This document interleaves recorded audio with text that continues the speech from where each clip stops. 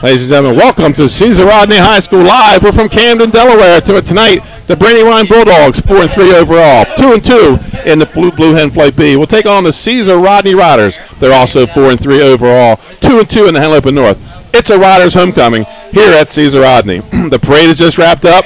We're here in the parking lot. We expect a large crowd to be on hand tonight as the Riders look to get back into the hunt for an at-large bid in the Division I state tournament. You are watching the Citadel pregame show.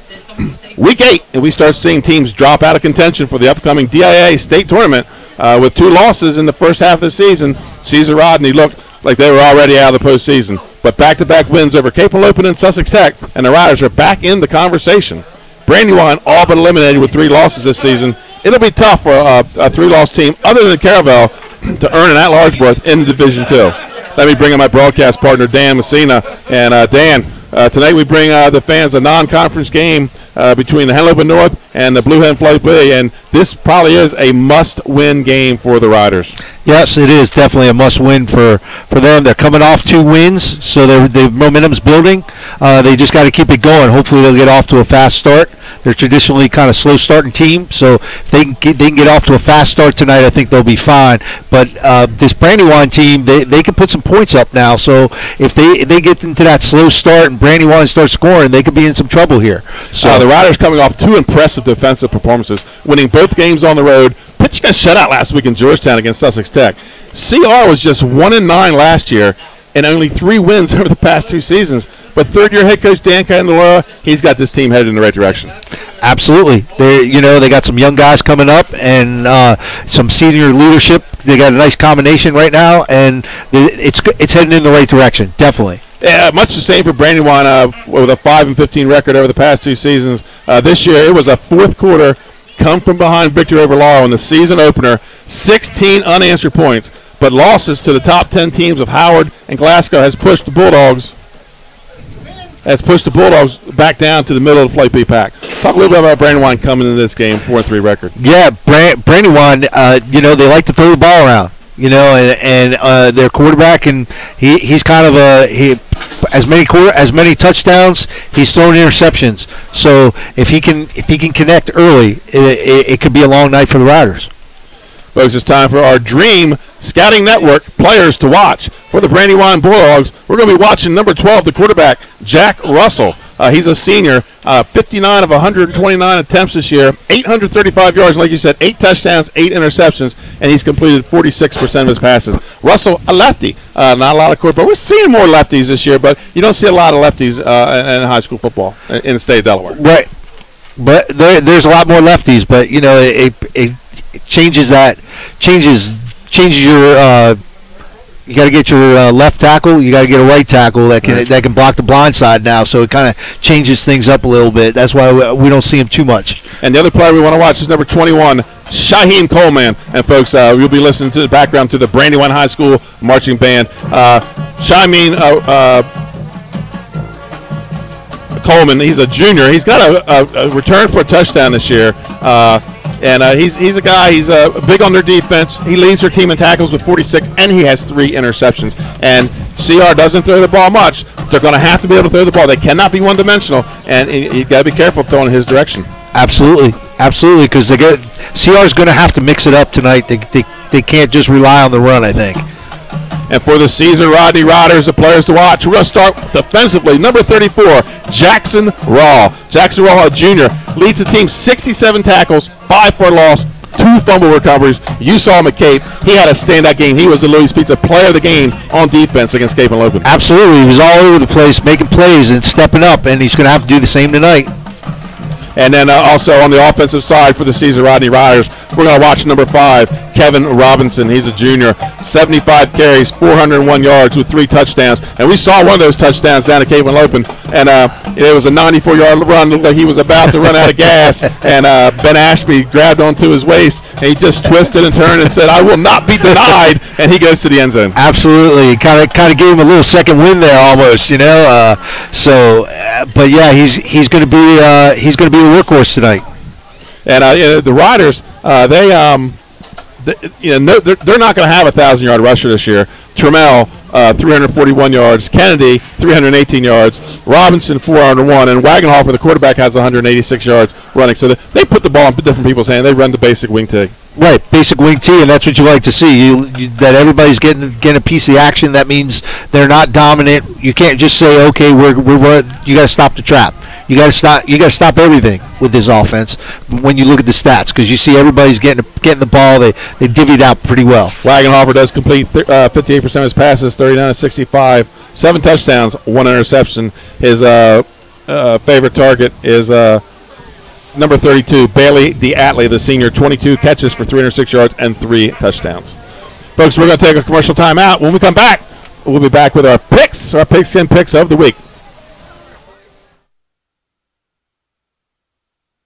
I'm Scott Kammerer of Sodell Concepts. We have 8 locations, a catering company and a food truck right here on the Culinary Coast in southern Delaware, and we'd love to see you at one of our locations. Fish On and Lewis in the Villages of 5 Points. Lupo Italian Kitchen on Rehoboth Avenue in downtown Rehoboth, serving homemade pasta. Papa Grande's in downtown Rehoboth. Our treetop deck has the best happy hour around. And Matt's Fish Camp, located on Route 1 in North Bethany Beach, your classic seafood shack. At Sodell, we believe in beautiful, simple food and making the world a better place. See you soon. Hi, I'm Scott Kammerer from Sodell Concepts. Sodell Concepts is an award-winning restaurant group on the Culinary Coast with 10 locations. We're a chef-driven group. Come check us out. See you soon. Sodell Concepts believes in the vision of our founder, Matt Haley: cook beautiful, simple food, develop the people we work with, and make the world a better place. Sodell Concepts on the Culinary Coast with 10 locations, from Lewis, Delaware to Fenwick Island. Come check us out.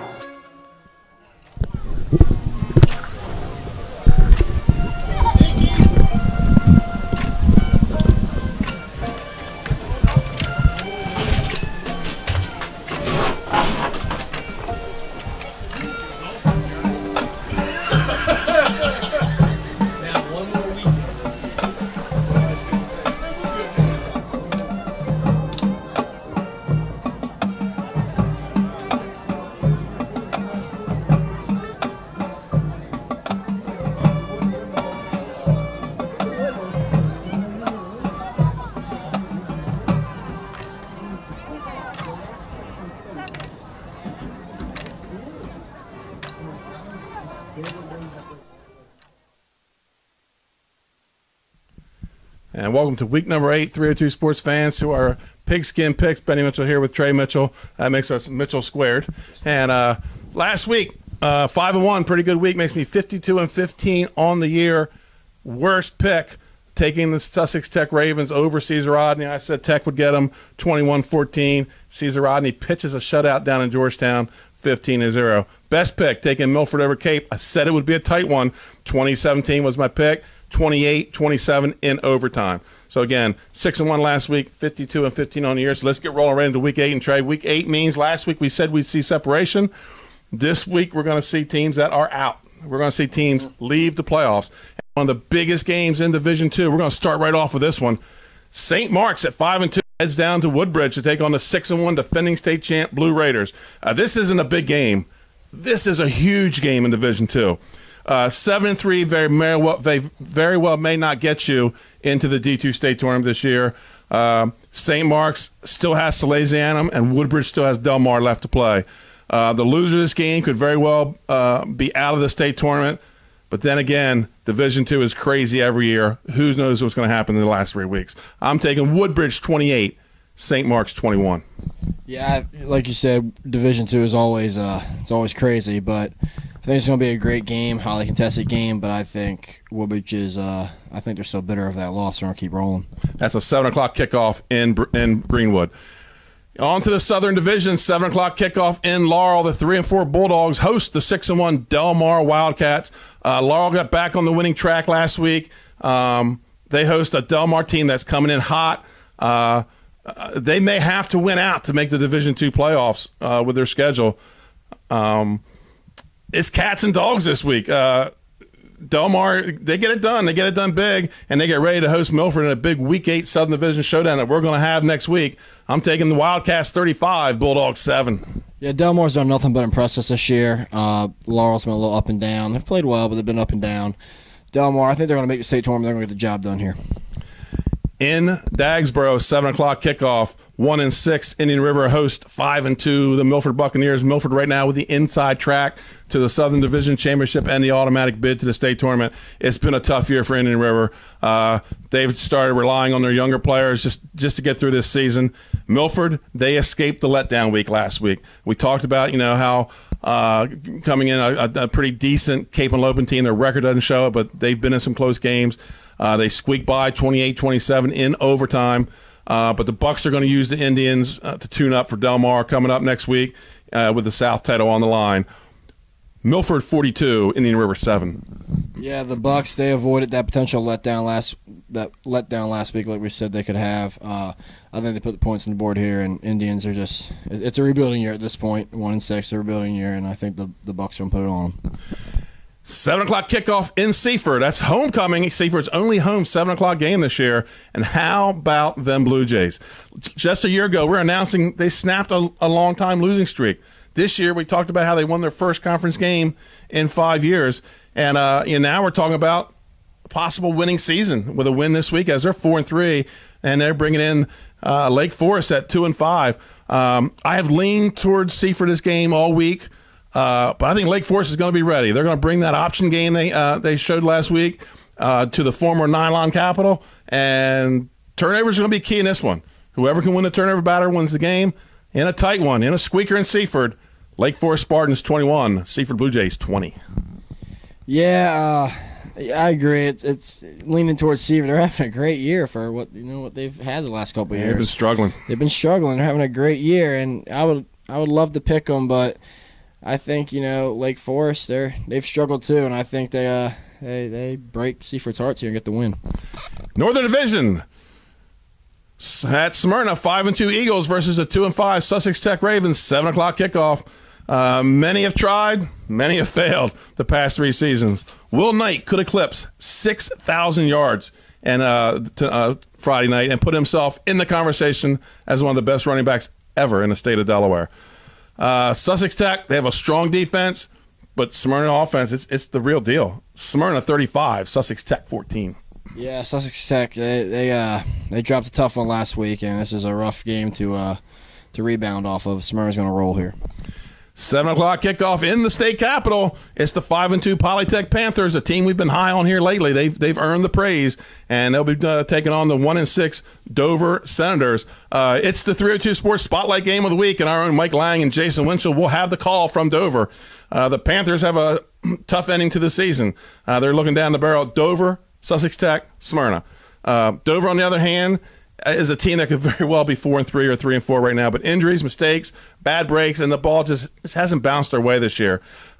It's homecoming in the state capitol, and I just have a feeling upset special. Dover has the ability to win out and go 4-6. Senators 28, Polytech 21. Yeah, I'm going to disagree with you here. Polytech's had no problem going into Cape and Lopin and Caesar Rodney and beating them when we didn't think they would win. Dover's gonna play well. It's their homecoming. They're gonna show out. They're gonna put points on the board. But I know I underestimated Polytech with their size this year, and we've always talked about how big Dover is. I think Polytech matches, from who I've talked to, Polytech matches up size-wise and they get the job done. Good pick, but Dover's been held to one game. Have been held under 21 points. That was Sussex Central, and they're doing that to a lot of teams this year. On to our games of the week. First of all, our Henley Conference Friday night game of the week. It's a Rider homecoming, and it's in Camden. And Trey, it's a full week of Rider Pride events each year. CR packs the stands for this game. It doesn't matter what the record is. It's homecoming. It's Rider Pride week. They do it right. Parade leads you into the stadium. Get there early, or you're going to be standing in line because there's only that one street that goes to the school, and they're going to have a parade on it. So CR comes in this game. They're hot. Wins over Cape and Lopin. Shutout over Sussex Tech. CR is playing balanced football right now with strong defense. Not too much was expected out of Brandywine at the beginning of the year, but they're going to come in and look to go air bulldog. They like to throw the ball. They have a passing attack. These two teams are evenly matched statistically, and I suspect the size of Caesar Rodney and the depth, the Riders going to wear Brandywine down by the end of the game. Caesar Rodney 21, Brandywine 14. Both teams are 4-3 coming into this game. It is homecoming for us Riders. That's right. I think you know who I'm going to pick. Pick him every time. I do believe, though, that CR's defense, again, is going to make the difference in this game. They've been playing outstanding. One of my wrestlers is playing great at linebacker, by the way. Jackson Rawls having a great season, Rawls. 67 tackles. Their defense is going to win in this game. And, Caesar Rodney could win out and make the state tournament from 1-9, and they're in the talk for the state tournament. What a turnaround for Coach Dan Candeloro. And then a 1 o'clock kickoff, our Saturday game of the week. When Cape Henlopen and Sussex Central get on the field, things never seem to go as planned. That meaning throughout the records, throughout the stats, throughout the rankings, these two teams are going to get after each other. The Golden Knights have dominated this series over the last 10 years. I think they've won 8 out of 10. They're 8-2 against them. But last year, we went in that game thinking Sussex Central was going to grind it out and handle Cape Henlopen. They did. It was a 16-14 win by Cape Henlopen last year at Cape Henlopen. And that was a Sussex Central team that made the state tournament. So anything can happen in this game. That game last year came down to a huge goal line stand defense, if you remember. Cape Henlopen held Central out of the end zone from inside the 2-yard line. Defense is going to be key in this game on Saturday, and I mean defense both ways. Sussex Central and Cape have played some pretty good defense. Cape's had some bad breaks. They're 2-5. Sussex Central 6-1. They're looking for an at-large bid to the state tournament. They're looking pretty good right now. This win probably puts them over the top. Sussex Central 28, Cape Henlopen 14. It's going to be a close game. I think it's going to be within a touchdown score, just because I think it's going to be chippy. I think the team that stays more disciplined wins. So this is I know we're looking at the records, 2-5 versus 6-1. Cape's had a lot of bad breaks, but I could see an upset. It's a district border game. These two teams are. Like I said, it comes down to discipline, but I believe, like what I've said every week, Central's going to find a way to grind it out and get the win. So there you go, folks. There's our picks for week number 8. Join us tomorrow night at Caesar Rodney. Myself and Dan Messina will have the call, and we're going to start talking about state tournament points tomorrow night and even more Saturday, as we've got some huge games this weekend in week 8, and week 9 is going to be even better, as we're going to be head down to the town that's too big for one state. Our first trip down to Del Mar next week when the Milford Bucks and the Del Mar Wildcats get it on for the Southern Division title. Folks, join us tomorrow night, 7 o'clock kickoff in Caesar Rodney, 6:30 pregame show. See you there.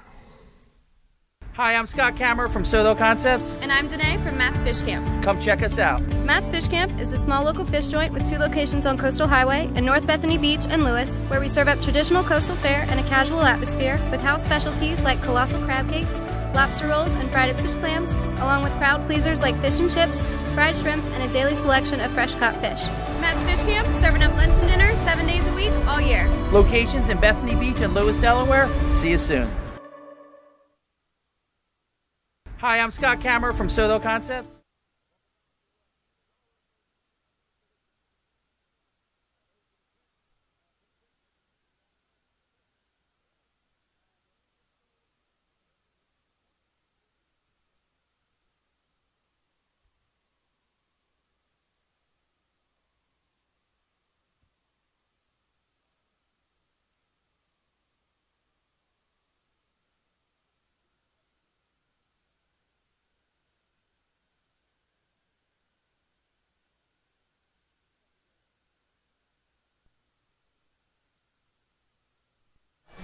Caesar Rodney, they're +4 in the turnover game. Brandywine -1 in the turnover game. Brandywine loves to pass the football. They've thrown over 130 passes. Caesar's only throwing 68, but Caesar has run the ball over 250 times. So, folks, that's going to take us to our keys of the game. Usually these are our Gator X's and O's. Gator's not here. He's up at Temple watching some field hockey. Gator, looking forward to have you back next Friday night when we're down in Del Mar. But so I'm going to give you my keys to the game. Number 1, for the Brandywine Bulldogs, get off to a fast start. Take the home crowd out of the game. Number 2, create turnovers on defense. They've got to make something happen. They're not going to be able to throw the ball up and down the field against Caesar Rodney. They're going to have to get some short fields. And number 3, their season, they have 3 losses already. Just play loose, play relaxed. For the Caesar Rodney Riders, it's homecoming. Play with excitement. Get your crowd into the game. Get your team excited and play some hardcore football. Number 2, grind it out on the offense. They like to run the ball. 250-plus runs this year. keep at it, run that wing tee, and put points on the board. And finally, pressure this quarterback. He likes to throw to his first option. You've got to get some heat on him. You don't have to touch him. You just got to make him uncomfortable and throw the ball away. So what do you think of those keys to the game, Dan? I agree with him. Especially pressure the quarterback. You got to pin the D-line's got to pin their ears back and get some pressure, get their hands in his, just getting in his face. Getting some push on the offensive line will help them tremendously, open up some opportunities for the guys in the backside of the defense. Throughout the game tonight, folks, we'll have the Barkley Heating and Air out-of-town scoreboard. We'll have you update scores on several games around the Henley Conference. A couple big ones out there, some games of interest for us tonight. Polytech and Dover. Milford 5-2 at Indian River.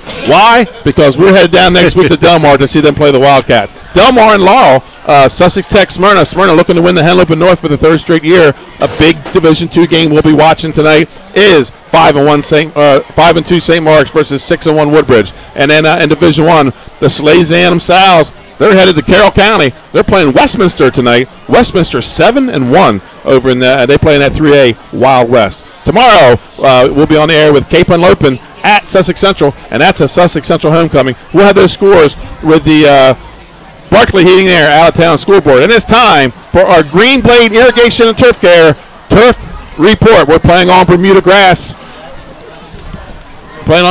Folks. The temperatures are dropping. When I got to Camden today, it was 75 degrees. It's about, I'd say, mid-60s right now. The wind's blowing from our right to our left. It's about maybe a 4 or 5 mile an hour wind. No rain in the forecast, but it's going to get chilly before this one's ever, Dan. Absolutely. When I look at the forecast, we're talking 58, 57 degrees, probably third, fourth quarter. Yeah, so better turn your heat on tonight. Yeah, it's going to get a little cold. Also, at the end of the game, myself and Dan and our cameraman, Trey Mitchell, we'll get together and we will pick a Louis Pizza player of the game. Last time we did a Caesar Rodney game, we talked about Jackson Raw and then Brennan Holder. The big scoop and score, the big man did the big man dance in the end zone. And so we're picking a Louis Pizza player of the game. And, folks, this has been the Sodell Concepts pregame show with Benny Mitchell and Dan Messina here live from Camden, Delaware at Caesar Rodney High School. And, folks, we'll be right back after this commercial with our kickoff for tonight's game. Camera from Sodell Concepts. And I'm Ronnie Burkle from Papa Grande's. Come visit us at Papa Grande's in beautiful Fenwick Island, Delaware. See you soon. At Papa Grande's, we serve fresh, authentic Mexican food with specialties like blackened fish tacos and short rib cheesesteak burritos. We have great nightly specials throughout the second season and serve the best happy hour at the coolest bar every day year-round. We are open 7 days a week, all year long. Papa Grande's overlooking the water in beautiful Fenwick Island, Delaware. Come check us out. Hi, I'm Scott Kammerer from Sodell Concepts. And I'm Ronnie Burkle from Papa Grande's. Come visit us at Papa Grande's.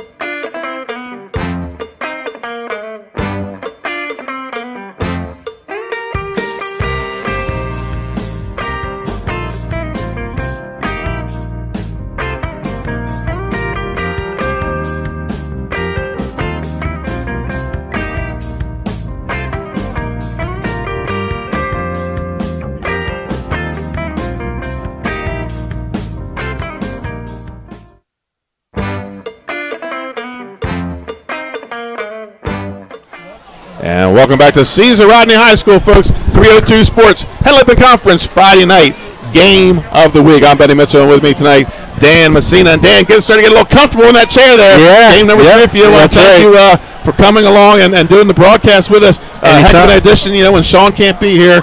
I got a guy to turn to, and hold that thought because we're going to be covering some high school playoffs, and we might be partnering you up with somebody else down the road come November. So, again, thanks for your contributions to 302 Sports. Again, it's Dan Messina. And here come the Riders. Led on the field. We talked about the Atlee in the pregame.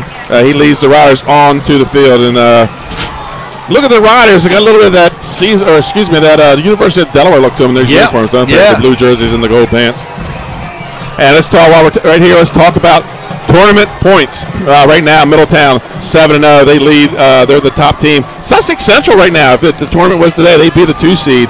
Salesianum tied with them. Hodson, Smyrna, and the Riders moved up to number 6 this week in the points. And that's good for them because Smyrna right now has the the inside track to the Henlopen North title, so they could be an at-large team. Polytech right on the heels with 25 points. William Penn, Concord, and St. George's. Next week, St. George's, William Penn, the loser. If they're not already out, they're definitely out. Does this year, do we have 3 Henlopen North teams in the playoffs? Could be. If the Riders win out, they're in the playoffs. Yeah. I don't see any way around it.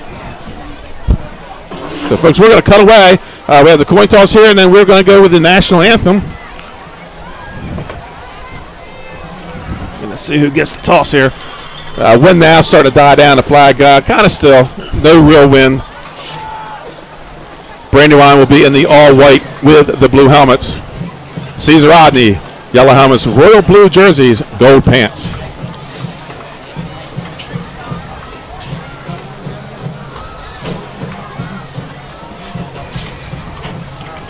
One of those unique stadiums we look out to our right, and when you see the camera pan down, you can see the highway. Yeah. This school right off the highway. Yep. Brandywine got off to a hot start. I don't think much was expected from them, but that win, it looked like they were going down to Laurel. And boom, 16 in the fourth. They win that game, and then they play a tight game with Howard. But, we've talked about it, three losses in Southern Division. Caravel, maybe Woodbridge. All tight losses. They weren't, with the exception of Glasgow, the other ones were just tight. Apo had to come from behind to win that game, so it was. So it looks like the Brandywine Bulldogs have won the toss, and they are going to defer to the second half. Caesar Rodney, they're going to take the ball. It's homecoming. They're going to go on offense first. I think that's the best thing that could have happened to them was getting the ball first. I watched one of the first Caesar Rodney games I watched. Of course, my son went to school here, and we came and watched the game. And it was the year Caesar Rodney won the state title, and the kids convinced Coach Mike Schoenwolf that we want to run out with smoke. We want to run out with smoke. So they turned on the smoke machines. They ran out in the opening kickoff. Malcolm Yount drops the ball. Smyrna recovers and scores. See how it goes on to win the game because that's it. No more smoke. Mike Schoenwolf now living in Florida, retired athletic director and head football coach, won a state title here at Caesar Rodney. But it is now Dan Candelora's team. At this time, we ask everyone. And folks, we're going to take a break for the national anthem. The colors for tonight's game are being presented by the Caesar Rodney High School Junior ROTC, and the national anthem tonight is being performed by the Caesar Rodney High School Chorale.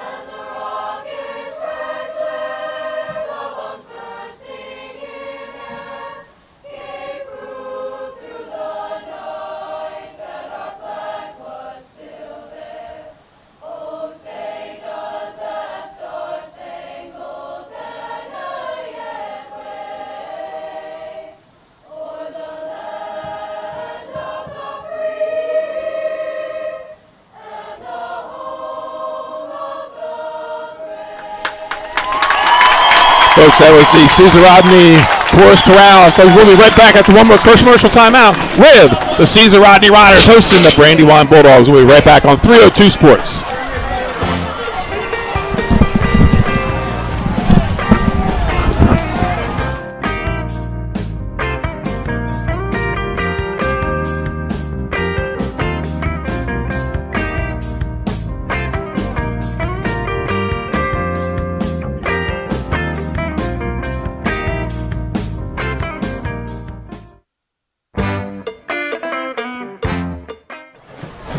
And we're back in Camden. Here we go, waiting for the opening kickoff. Brandywine will be moving from left to right in the white uniform. Caesar Rodney set to return the opening kickoff. They'll be going from right to left in the blue jerseys and gold pants. And again, we will keep in track of some of those scores tonight, some games of interest with our Barclay Heating and Air out-of-town scoreboard. All All right, if that's 53, the kicker, he was very inconsistent in the warm-ups, so we'll see what they get. I think CR's got to be very prepared for anything here.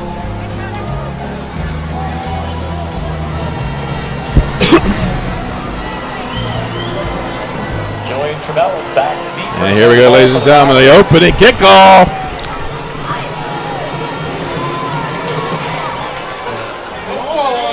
And it's going to be a short kick. Ryder's going to fall on it.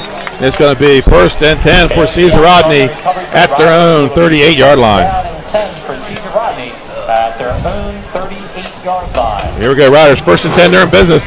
And I think CR, they don't want to score quick. They just want to take it down, eat up clock, and just play CR football like we watched them at Cape and Lopez. Absolutely, that's what they have to do. And, you know, they start off slow. They're that 40-car train trying to get going. Right. You know, they're pretty slow starting, but once they get going. Under center, senior quarterback Jared Wagenhofer.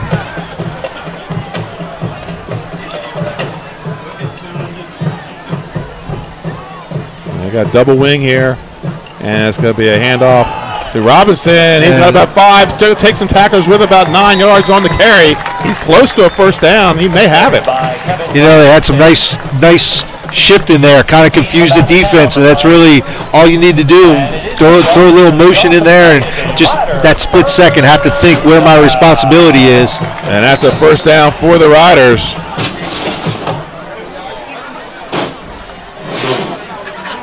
And we'll see if CR can wear down this smaller line of Brandywine. Wagenhofer, drops back to pass. Ball falls out. He does recover, but it's going to be a loss of about 11 on the play. He pulled back to throw, and it just slipped out of the back of his hand. Well, it's getting a little chilly out there. The conditions change a little bit. So 2nd and let's call it 20 for the Riders. Loss of 9 on the play, or 10 on the play. And go with a double wing action, 2 split ends. That's Robinson in the backfield. And that's going to be a sweep with number 7, Julian Trammell. And he's going to get it out to about the 45-yard line. Gain of 6 on the play. We'll bring up a 3rd and 14 for the Riders. Yeah, it's not the way to start the game, but no.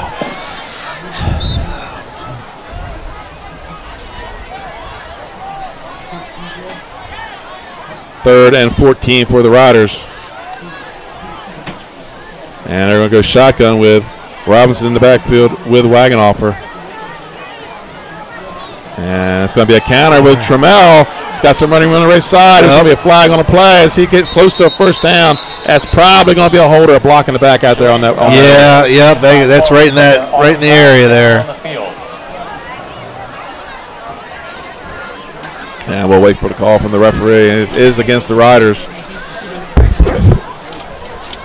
So first play, they get a 1st down, and then they just shoot themselves in the foot. Penalty. The quarterback drops the ball, and then a penalty. And this looks like it's going to be a hold. And it's going to push the Riders back to their own 30 with the original line of scrimmage after the kickoff.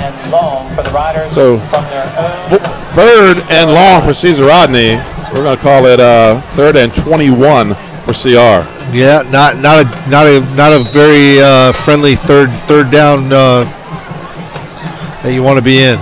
So we go shotgun again with Wagenhofer. Robinson in the backfield. And Wagenhofer drops back, looking downfield, and overthrows his receiver. And that's going to bring up a 4th down and 20, and on comes the Rider punt team.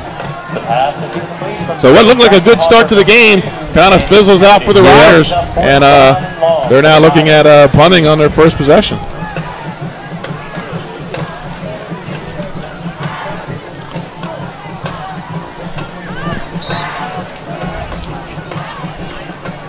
On the punt for the Riders, number 25, Joe Delgado. He's Mr. Everything. He's the kicker. He's the punter. He's also a receiver. Low snap. He's able to get it off. Nice end over end. It's going to bounce around the 31. Take a Rider bounce inside the 20. and down around the 16-yard line. That was a great kick. Yeah, good kick by Delgado.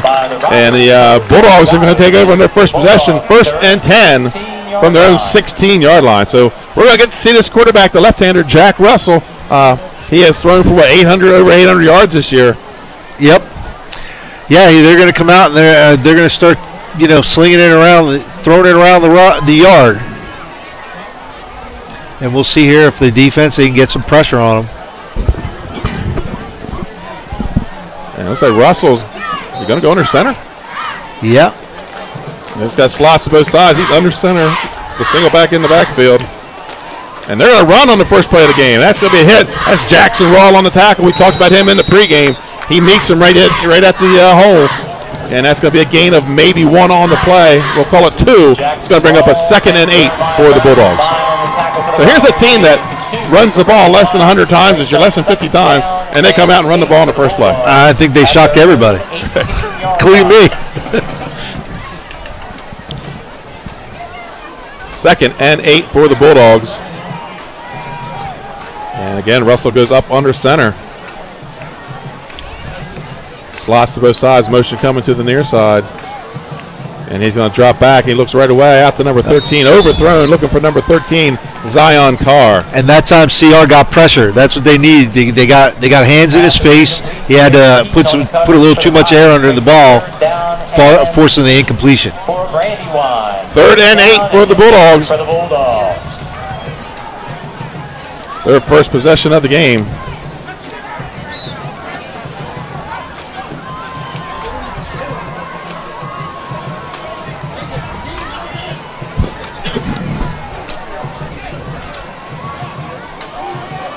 I'm looking for his big target, number 4. I do not see Michael Raymond. He's caught 10 passes this year. I do not see him in the game.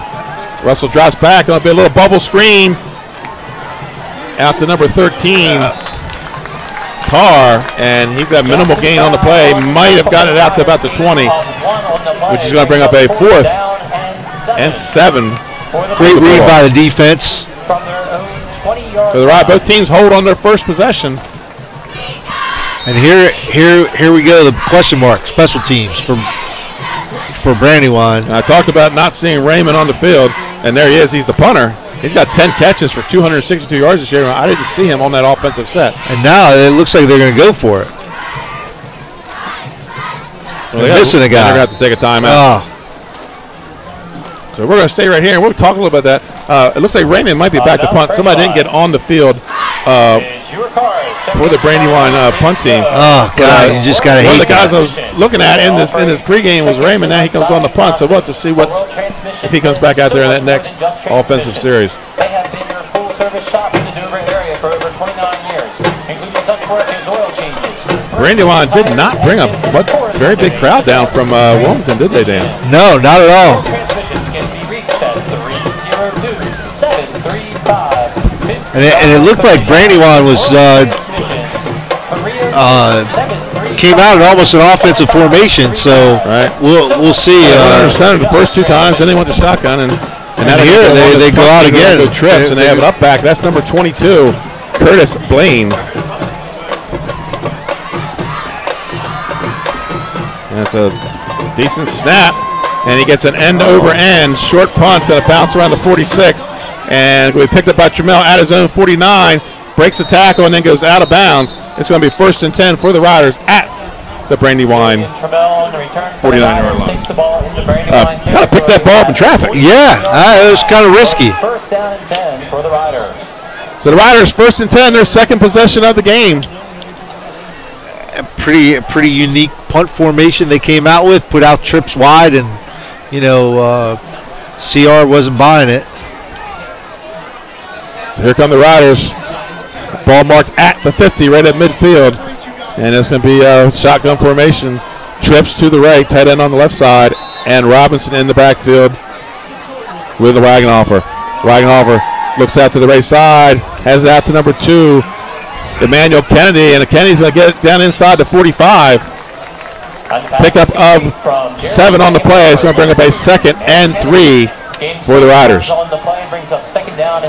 So So you got one team that's pass happy, and they come out and run the ball, and then you got another team that's run happy, and they come out and throw the ball. Yep. So whatever you can do, we can do better.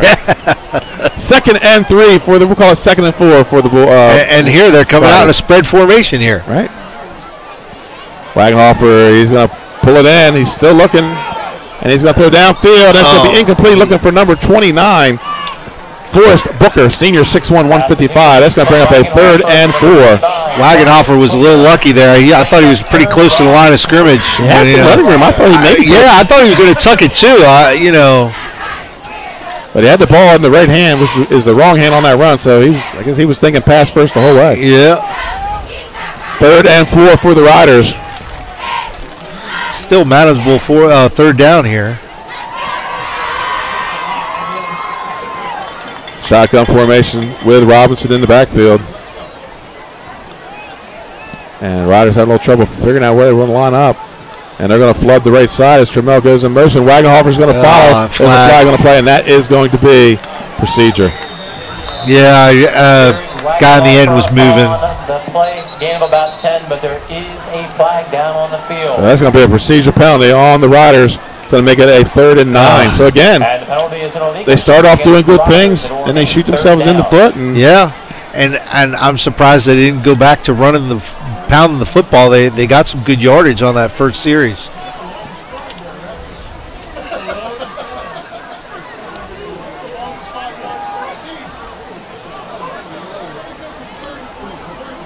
There we go, 3rd and 9 for the Riders.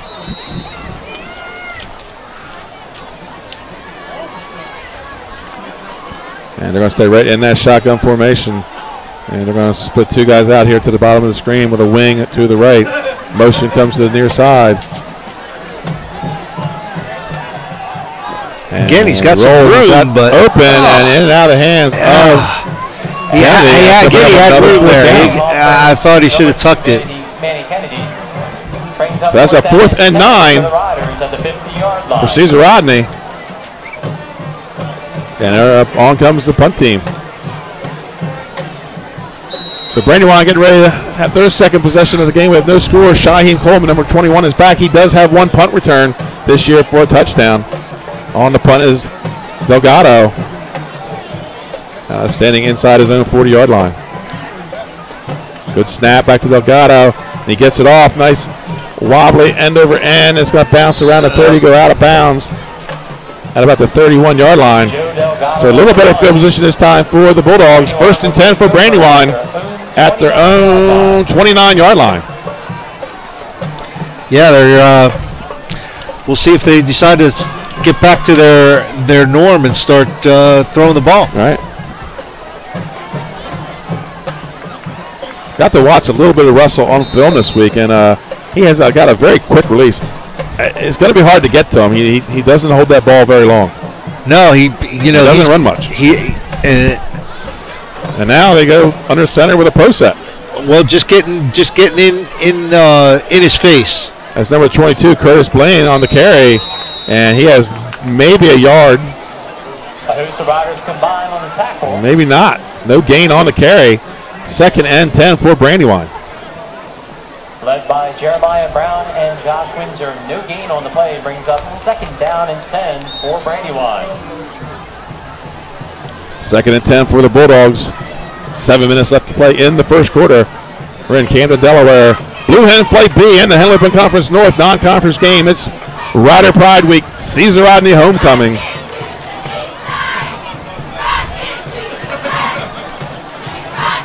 And now he goes back into the shotgun with 2 backs. Russell takes the snap, looks right away. He's got number 13. And he was wrapped up right away by number 7, Trammell. But it's a one read. He's making. I don't think he looks at that first read. He did. Yeah, we'll see if they throw down the ball down the field today. But a lot of quick outs, quick slants. Where does he go? If CR can shut that down. Right. Be interesting if CR goes and plays a man free. We'll see what happens. First, they got to move the ball and cause CR to change their defense. 3rd and 7 for the Bulldogs Two receivers out to the right, one to the far side, and he looks right away. Out there to number 11, he's got him, Nymir Johnson. He's got the first down. And tackle made by number 4, James Holmes, and 34, Jackson Raw.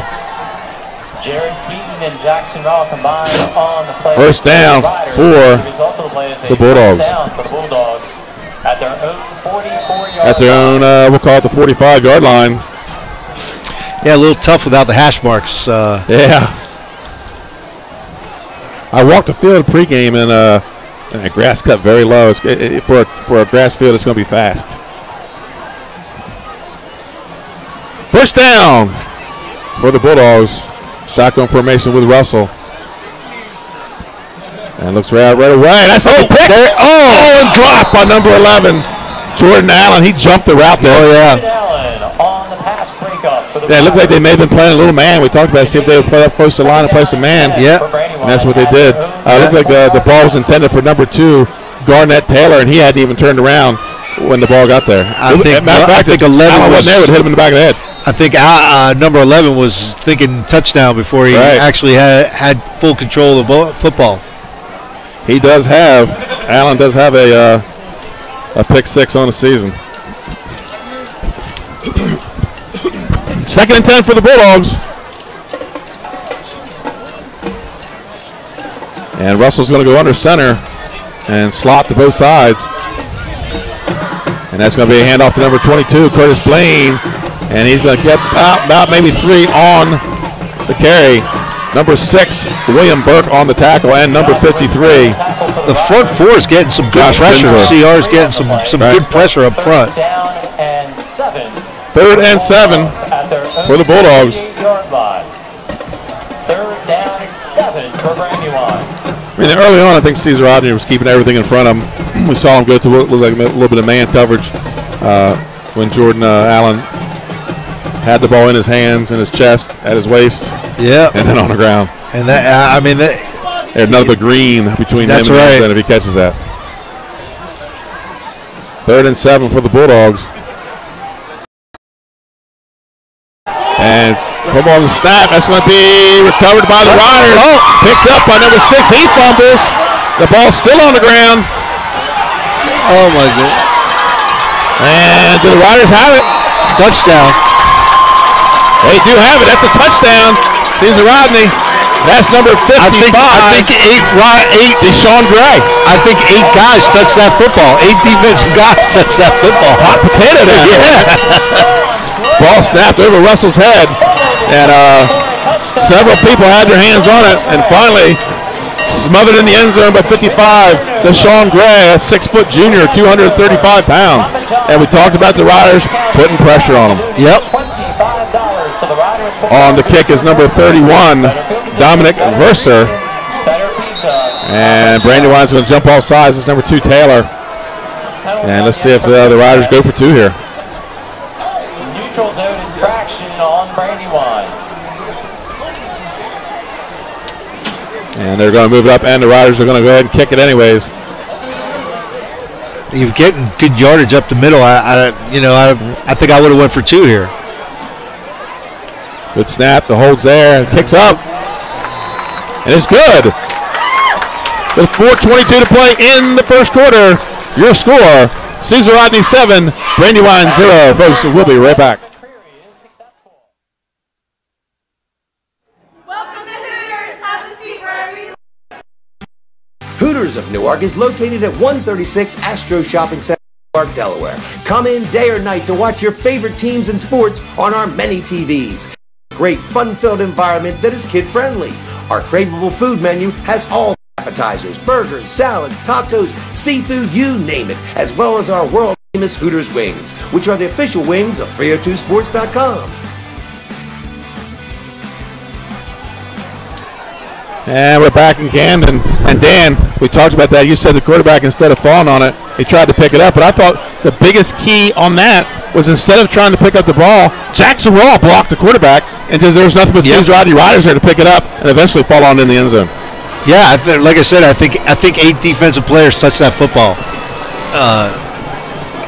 So I don't know. Maybe Jackson Raw thinks we're giving away Louis' pizza. He's playing already, having a heck of a game.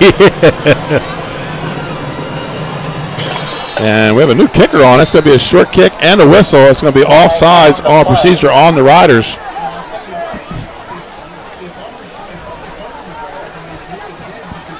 But again, heads up play by number 34 Raw. Just instead of being the hero, he makes a block for somebody else. And the penalty is an offside. And at this level, you don't get that a lot. You know, they see the ball, everybody just wants it, and 4:20 to play here in the first quarter. The Riders kicking off following their fumble recovery touchdown. That's 2 in the last 3 weeks. 2 defensive scores for Caesar Rodney in the last 2 weeks. Their defense has just started to put it all together here at midseason. Yep. Just at the right time. And on the kick, number 31, Dominic Verser. And back deep for the Bulldogs, 21, Shaheem Coleman. And it's going to be low and on the ground. It's going to get a high bounce. It's going to go to number 13, Carr. Carr loses a tackler and loses another one. Breaks 2 tackles before he's brought down by number 21, Saeed Miles, sophomore. And he wraps him up. Miles Lawrence on the tackle for the Riders. And maybe a fumble on the play. And the return brings the ball out for the Bulldogs to their own. As they unload the ball. But it's going to be Brandywine's ball. 1st and 10 at their own 45. Brandywine. And let's see if they can overcome that. That was a huge blow to Brandywine. Milford 21, Indian River 0.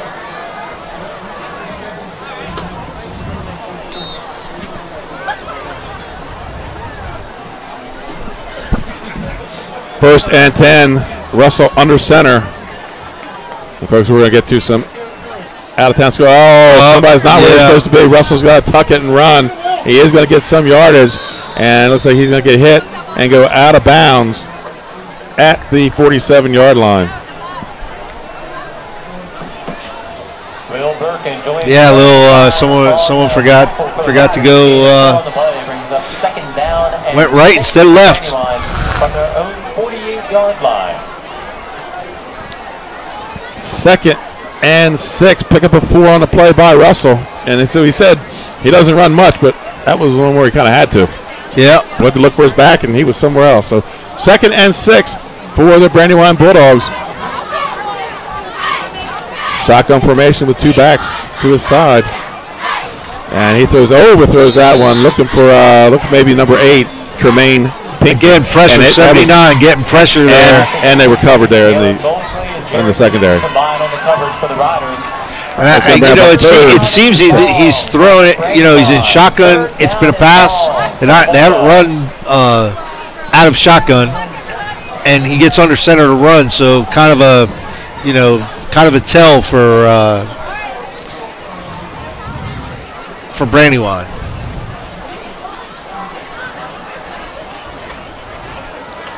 Third down. Russell in the shotgun, 3rd and 6. Trips to the right. Drop back, 3-step drop. And looks out to the left. He's got a man open. It's going to fall to the earth. That was number 2. His throwing motion, kind of like a sidearm, almost like a pitcher. His elbow's so low, he gets a lot of air under the ball there. 4th down and 6 for Brandywine. 4th down and 6. The 4th and 6 for the Bulldogs.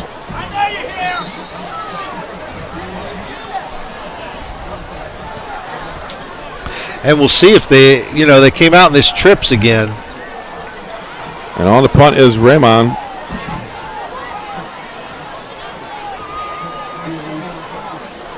Back deep, Trammell. Good snap. Close to being blocked by the Riders.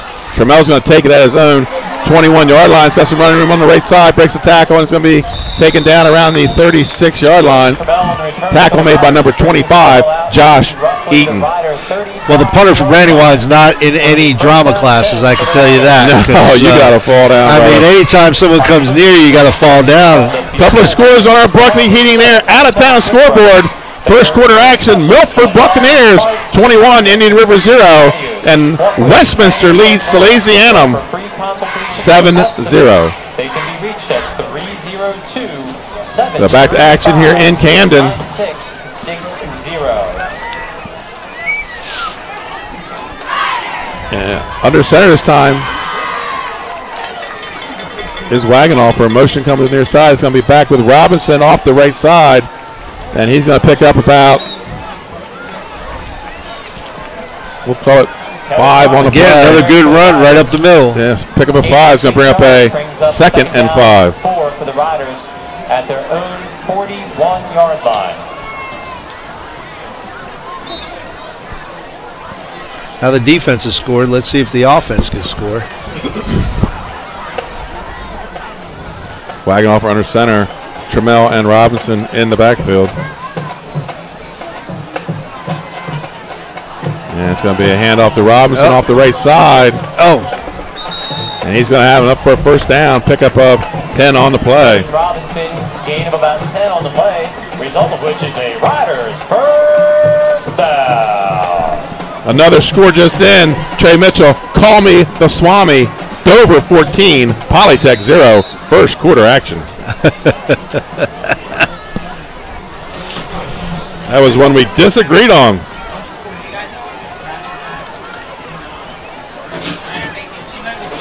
Yeah, I've been saying all year.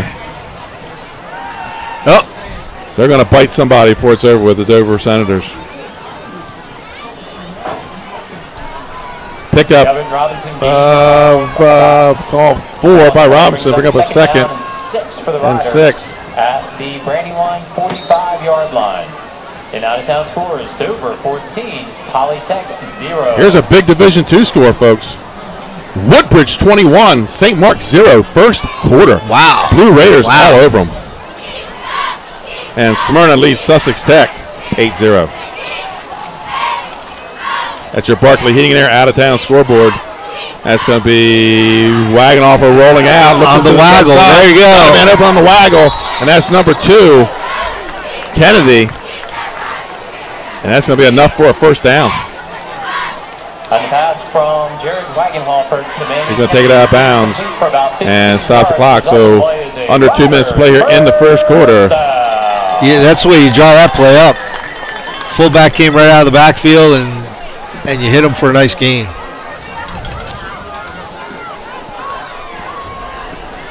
Yeah, Dan, I've been saying all year, this Dover team's talented, and they were going to bite somebody down the road. And right now, first quarter, it looks like it could be Polytech. They're always the Jekyll and Hyde. You don't know which Dover team. They got a ton of talent. They're just loaded. And Wagenhofer goes to shotgun. That's going to be a counter with Emmanuel, and he's going to be wrapped up around the 31-yard line. Maybe a gain of 2 on the play. That was, again, number 25, Josh Eaton on the tackle. For the Riders, gain of stays in bounds. Clock keeps running. On the play brings up 2nd down and 7 for the Riders. Yeah, look at this Brandywine front 4. They look like they've gone with more of the athlete than the size. Yep. They have a pretty good size offensive line. Number 50 is slapped together. Kevin Maldonado, 6 foot 195. And looks like he's playing a defensive end for the Bulldogs. Wagenhofer under center. Trammell goes in motion. It's going to be fake to throw back to number 32. Bailey Diatley. He's got some running room on the left. One got a beat. Touchdown, saving tackle by number 22, Curtis Blaine. So a little play action. Look to the right. Throw back to Diatley. He's wide open and almost takes it in. Yeah, he completely fooled the defense. The defense was going to their left, and they just turned right back around and, countered back with that screen. Ball on the run, first and goal for the Riders.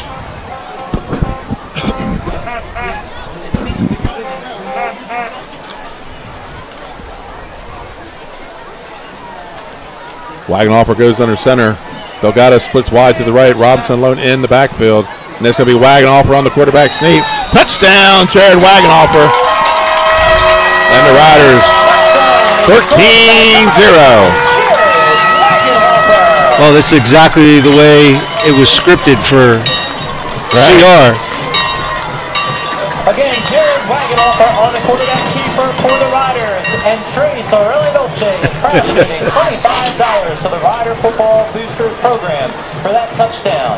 Remember, you can support Trace Aurelio Dolce by... So on the kick is number 31. Verser is down. It's up. It's good. Caesar Rodney, 14. And the kick is successful by number 31. And Brandywine 0. I'm not sure what's going on. They're talking to one of the referees down there on the line, but there's no flag. So, folks, we're going to take a timeout. We'll be right back with more Henley Conference Friday night game of the week.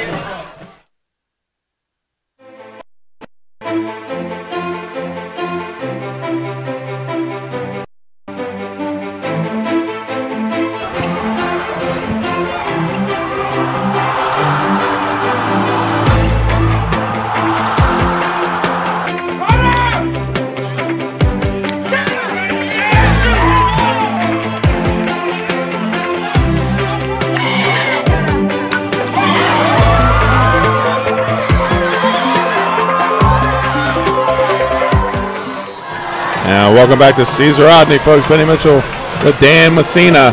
And with 46 seconds to go in the first quarter, Caesar Rodney leads 14-0. It's going to be a high kick down the inside of 20 to number 13. That is Carr. He's looking for some running room on the left side. Breaks the tackle, hits spins, and down around the 35-yard line. 1st and 10 for the Bulldogs. Well, let's see how the Brandywine offense responds. On the tackle for the Riders. Ball is brought out by the Bulldogs. And that was Jackson Raw on the tackle. And Coach Candy apparently thinks special teams are important. There's a starting linebacker on the kickoff team and the punt team. So Riders looking to win out. They got a tough one next week with Sussex Central, and then always the Civil War with Dover. So under center in the I formation. It's going to be a handoff to 21, Shaheem Coleman. He's going to be hit at the line of scrimmage, maybe loss of a yard on the play. It's going to bring up a 2nd and 11. You know, CR 22, Curtis Blaine. CR's only given up 6 points in the last 2 weeks. Right. So you know, they've gotten pretty stout. From their own 34-yard line. And Brandywine looks kind of out of their game plan a little bit to me. Like they're gonna let the clock run out. So we're gonna take a timeout with them, folks. Your score at the end of the first quarter: Caesar Rodney Riders 14 and the Brandywine Bulldogs 0. At this time, ladies and gentlemen, we'd like to recognize.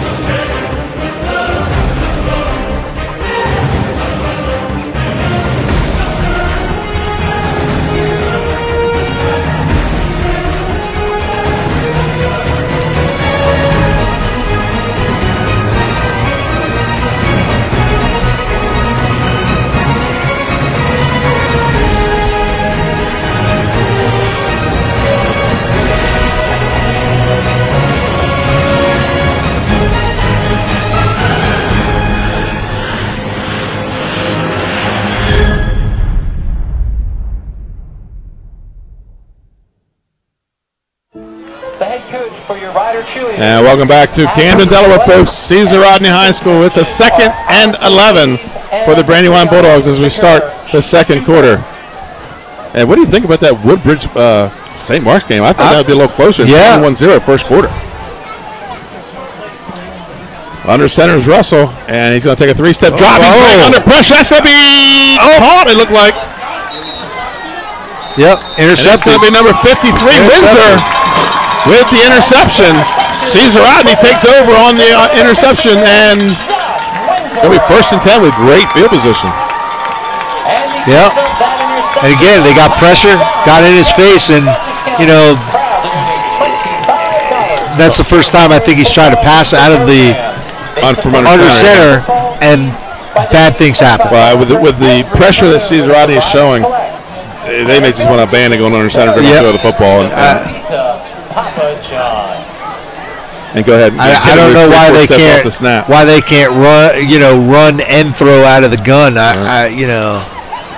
Motion coming with Trammell, and it's going to be a handoff pitch back. He's open. Opens Delgado, and he's like, take it down to 5. Fell down at the 3.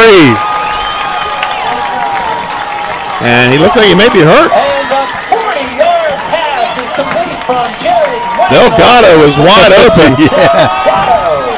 Coach Candelara may want to get that one patch of grass cut down a little lower, because that's what kept him out of the end zone. He was wide open, just stumbled as he caught the ball. Had to wait just a little bit.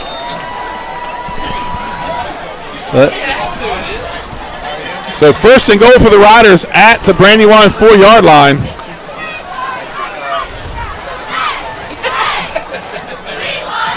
Under center is Wagenhofer, and that's going to be a handoff to Trammell off the right side. Touchdown! Brandywine is shocked here, I think. Yeah. I agree. They're just... Maybe it was the bus ride down, I don't know, but...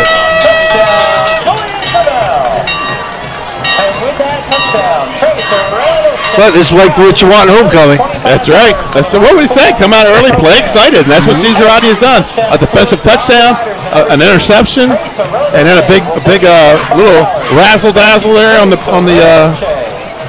passes up the touchdown. Yeah. And that kicks up, and it's good. Caesar Rodney 21, Brandywine 0. Folks, we're going to be right back after this timeout.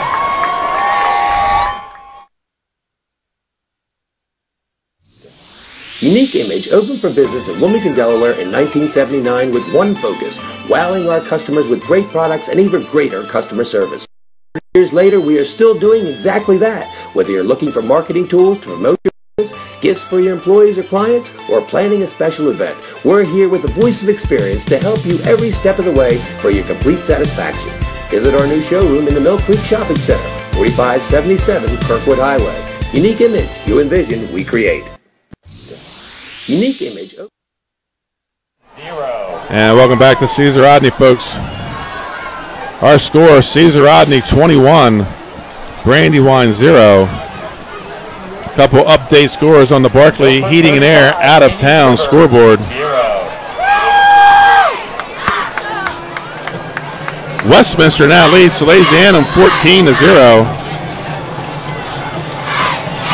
And Smyrna 14, Sussex Tech 0.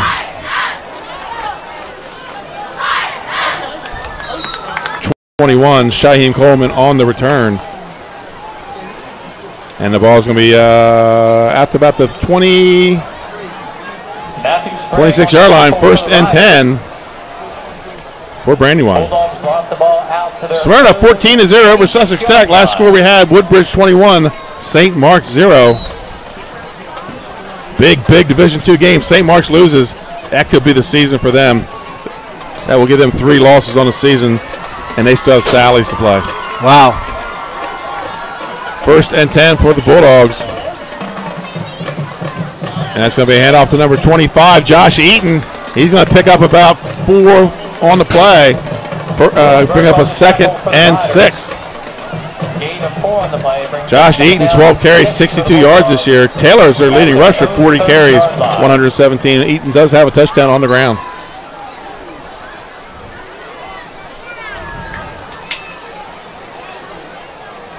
Coming up at halftime, folks, we'll have a little bit of the Caesar Rodney High School Marching Band and their homecoming festivities as well as that long 20-minute halftime. Yeah.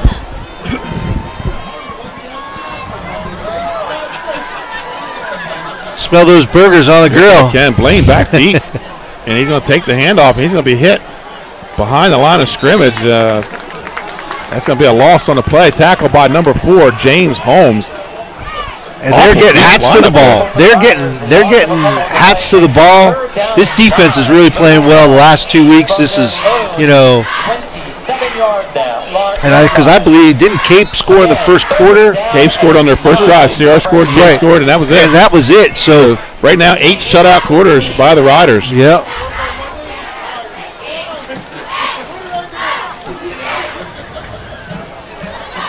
Against a team who, I believe, played Hodgson pretty tough, didn't they? Appoquinimink, 23-21. Yeah.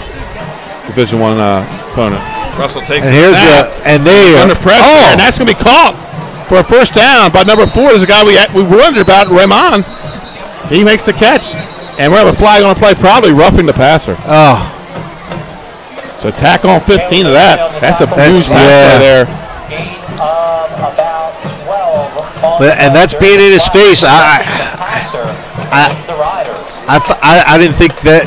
Yeah. I didn't think that the defender took 2 extra steps after the ball was gone. I think he was there. And the penalty will be tacked on to the end of the play. That's me. I'm only 100 yards away. Right. Yeah. Up in the air. Yeah.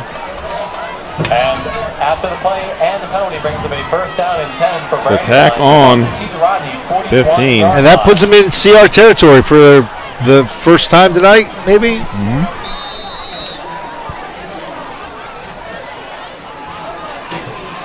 First and 10 on the Caesar Rodney half of the field.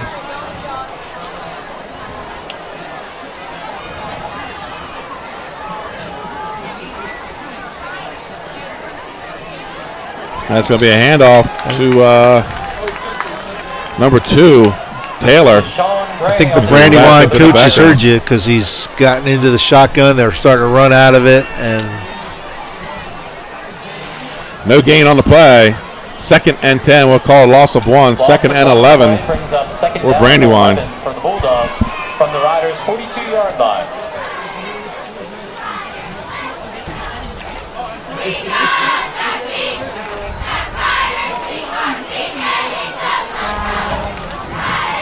Shotgun formation with Taylor in the backfield.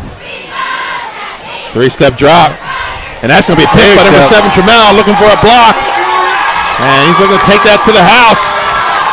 And he's going to turn on the afterburner. Yep.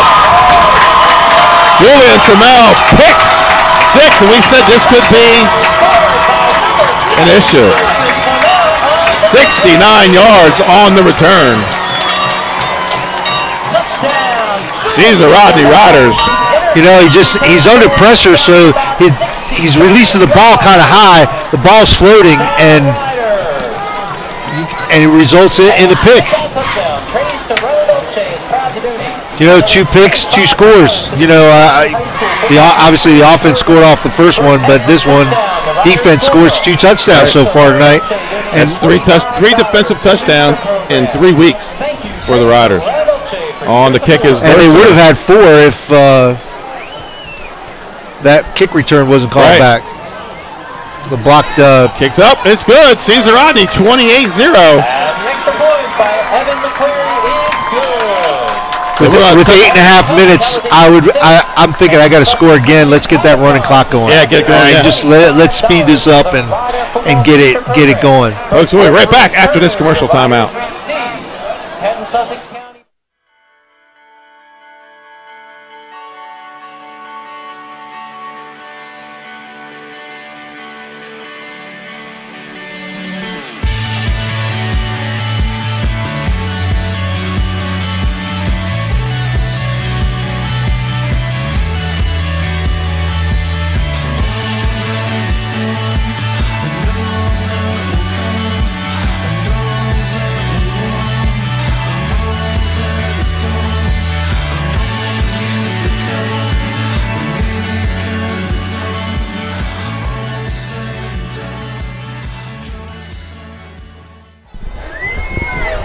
And welcome back to Caesar Rodney High School. The Riders up 28-0.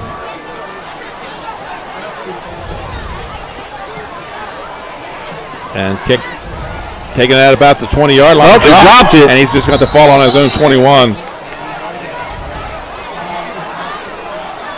That was number 21, Coleman. This defense fired up now. It's gonna be tough for Brandywine. Some more. Yeah.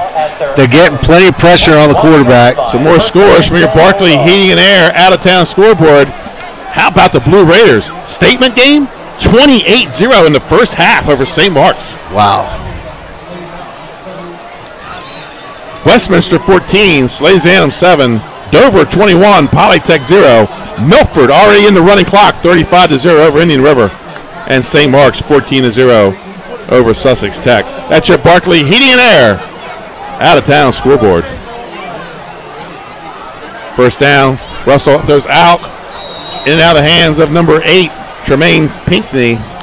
And again, under pressure. Zion Rogers defending the pass, which is incomplete, brings up second down and 10. That'll be second and 10 for Brandywine.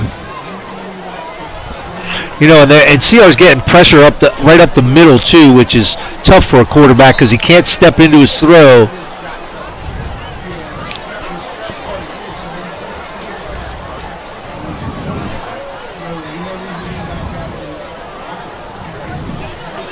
Second down for Brandywine, 2nd and 10. They break the huddle. Russell in the shotgun, pistol formation. And as I said, that Coleman moves to the right side. Takes a snap. Delay handoff to, that's number 22, Curtis Blaine. Played no gain on the play. Brings up a 3rd and 10.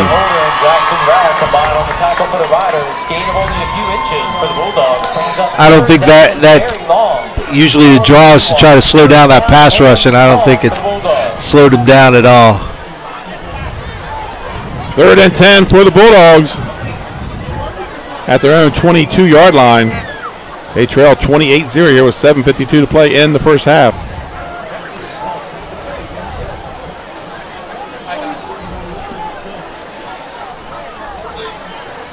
Yep. Shotgun, going to be a screen. And drop by number 22. But 34 was right there. Jackson Raw. Come here, 4th down, and the Bulldogs are going to have to punt.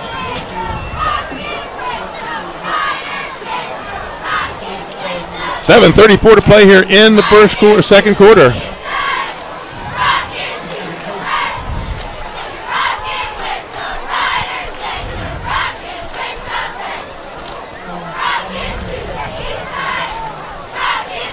Rebon on the punt. It's a good snap. Whoa! Oh! 79 almost blocked it. Oh! Wow.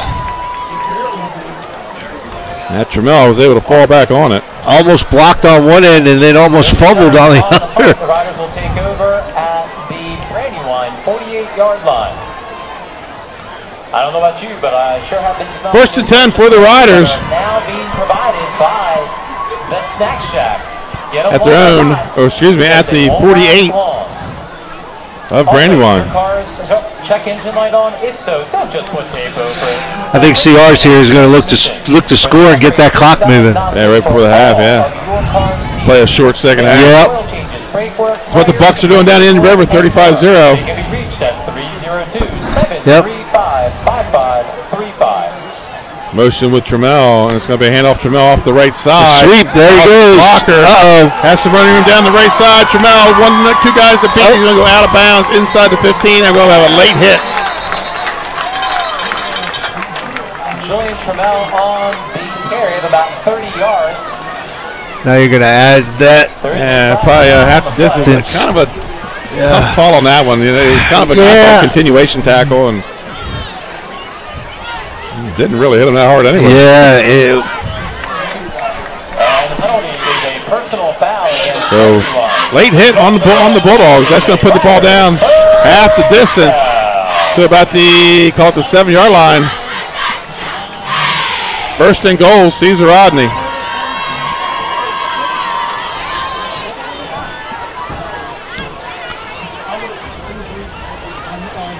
It's Kennedy in the backfield with Robinson.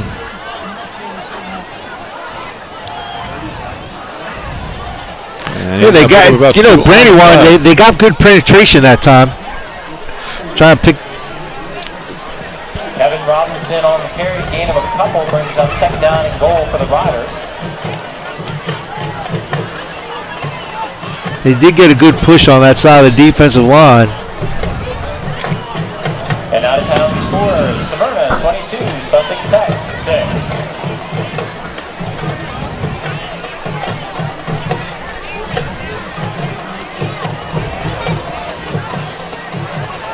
Motion with, and there, the sweep again. He's got a little blocker. Kennedy turns it up. He's in. Touchdown. Emmanuel Kennedy. So the Riders, with the extra point, could have the running clock here in the first. Huge extra point here. Huge.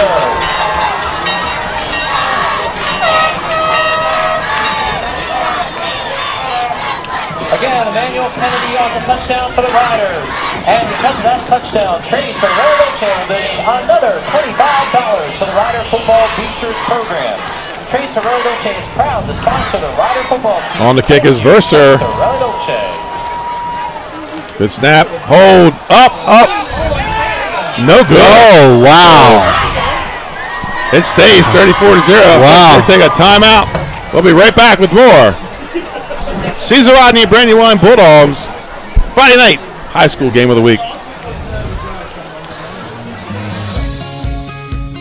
Hi, I'm Scott Kammerer from Solo Concepts. Solo Concepts is an award-winning restaurant group on the culinary coast with 10 locations.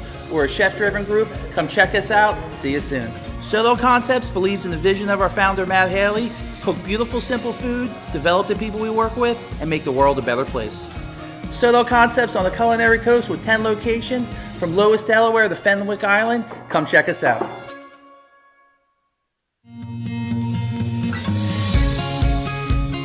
Hi, I'm Scott Kammerer from Solo Concepts. Solo Concepts is an award-winning restaurant. And we're back to Camden, folks. Big miss extra point. That gives Brandywine a little time to kill, right, and try to get the score, chip away at it at least.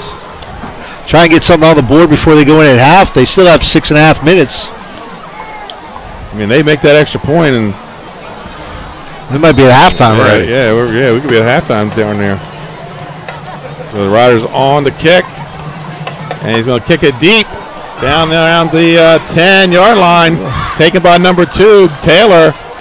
And he's looking for his wall. He's not going to get to it. Tackle made by number 39, who I do not have a name for. Oh, they're giving him a generous mark there. I thought he was closer to the 5. Right. Michael Abdullah and James Holmes on the tackle.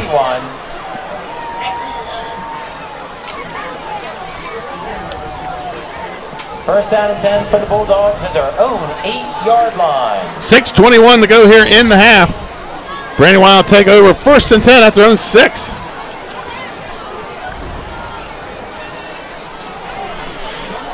Tough spot for Brandywine here in the shadow of their own end zone. Trips to the left.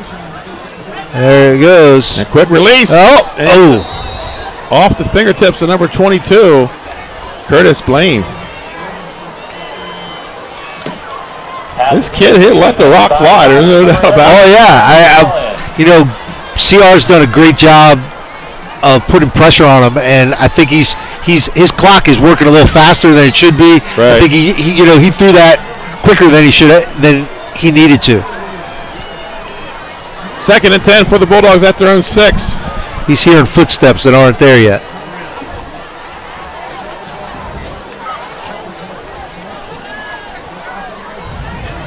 And they'll go slots both sides. And there they go, run the screen. Double screen. And completes it to number 13, Zion Carr. No gain on the play. Brings up a 3rd and 10 for Brandywine. Try to get the first down here, so you're not punting from your end zone. I'll give him 3 on the carry. I guess 1. Look at the ball was at the 9. Now they've moved it back. Oh, it is at the 9. It is. Call it 3rd 9.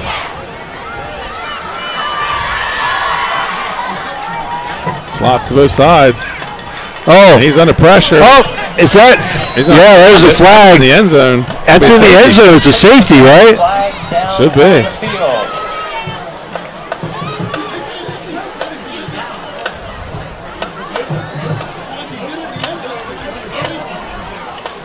Looks like they're going to call that the 1-yard line.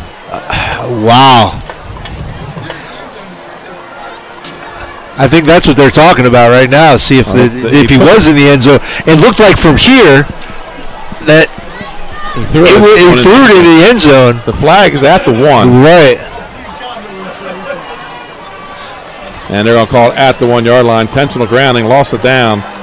So 4th down inside their own 1. Intentional grounding on Brandywine is the result of the penalty. I thought it was in. It'll be 4th down, 3rd down. So it's going to be a short snap. Although their other punts have not been 15-yard snaps. They've been about 12. So a 10-yard snap. should be fine with Ramon. Well, his heel's on the back of the end zone there, and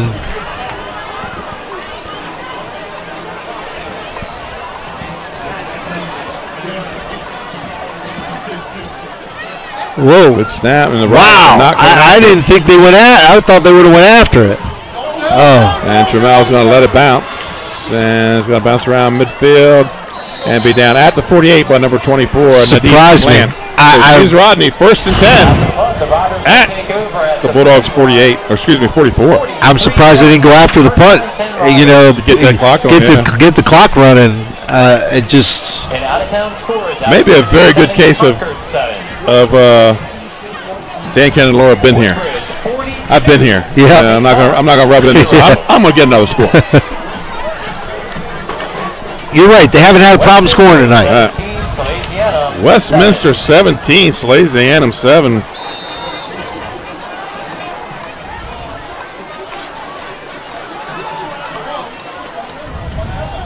And that's going to be a throw out to the athlete, and he's going to be tackled right away. I think we're going to have a late hit on the quarterback. Nice play by number 2.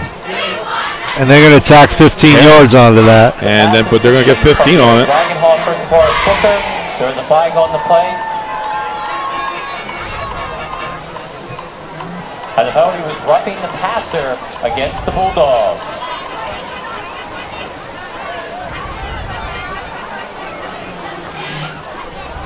Folks, I think you can turn out the lights in Greenwood. 42-0. Wow. Half. Woodbridge over St. Mark's.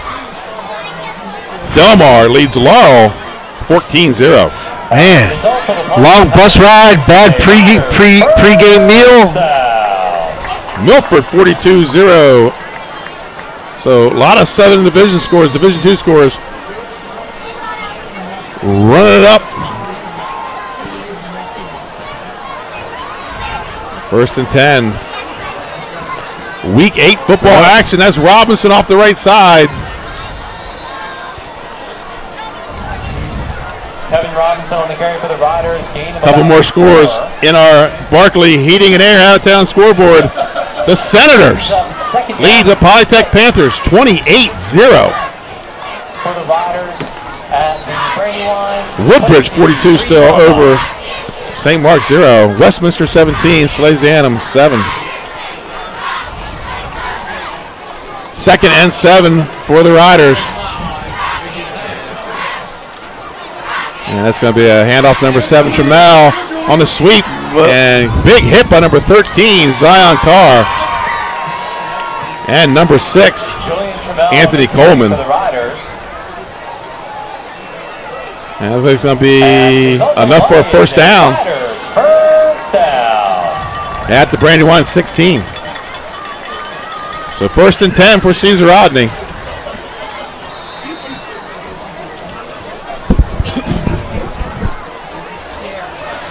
See, Brandywine defense can tighten up here.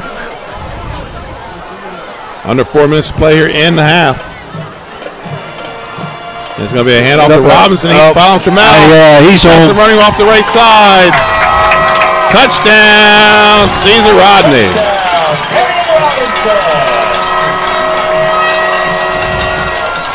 A 15-yard touchdown run by number 5, Kevin Robinson. And with that touchdown, Trace O'Reilly is proud to donate another $25. So we go to a running clock now. Program.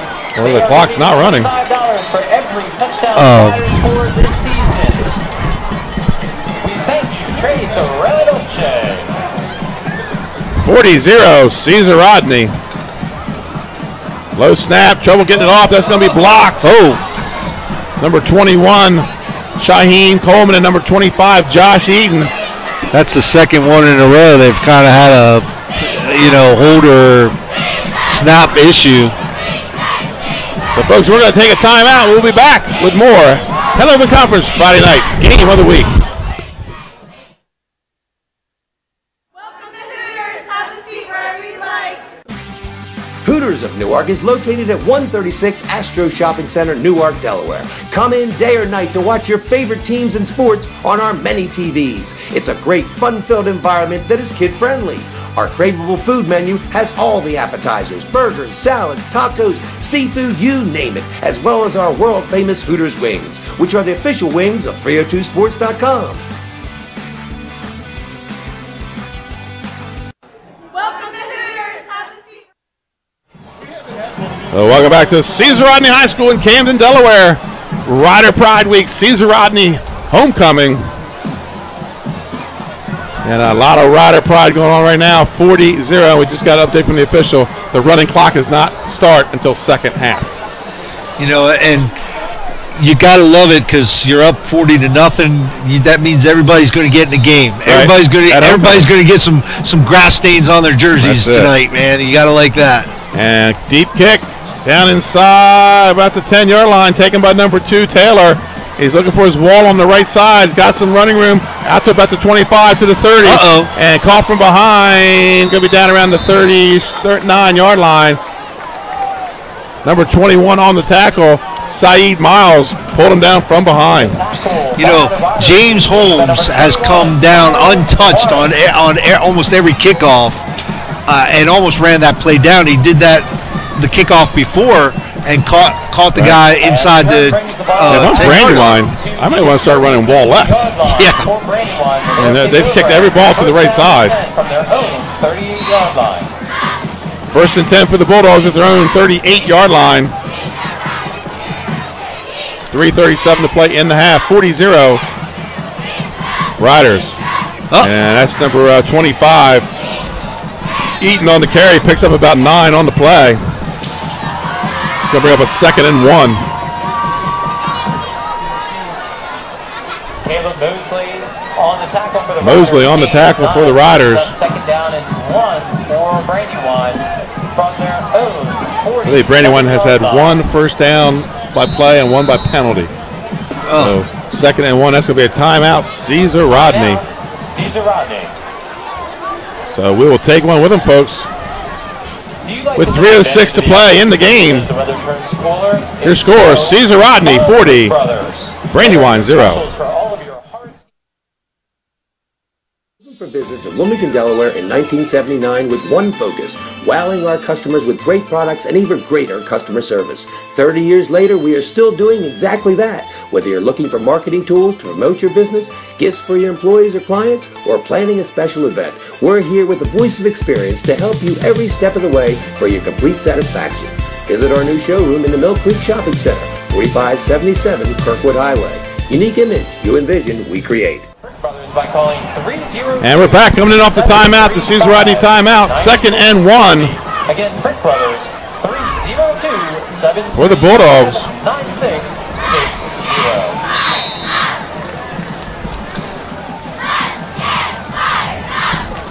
That's going to be a handoff to number 25. Eaton, first down for the Bulldogs, takes it across midfield at the Caesar Rodney 48. And you say it, so this is just their third first down total. First down of the game, second. Well, it's 1 by penalty. When you're defense putting pressure in your quarterback's face, it's tough to run a passing offense when you're. Well, number 79, Jeremiah Brown has been in the backfield all night long.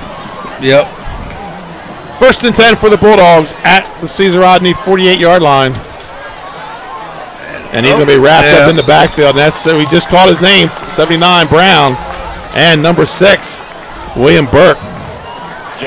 So look at Caesar Rodney. Now they've put in Brandywine in a position to run the ball. Just put in the airbacks and get after it. Yep. Loss of 5 on the play. Brings up a 2nd and 15.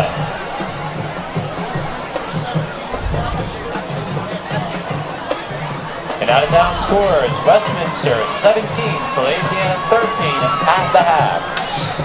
2nd and 15. Yeah, if I'm CR, I don't think I'm going to take my foot off the gas here. He rolls out and finds number 25. Blaine breaks the tackle, comes back to midfield, and he's going to have a first down. So now Now you start getting Russell out of the pocket, let him run a little bit, and he can throw on the run. Picks up the first down. Ball at the Caesar. He did throw it into traffic. Made a nice throw into traffic. Down and 10 at the Riders' 30-yard line.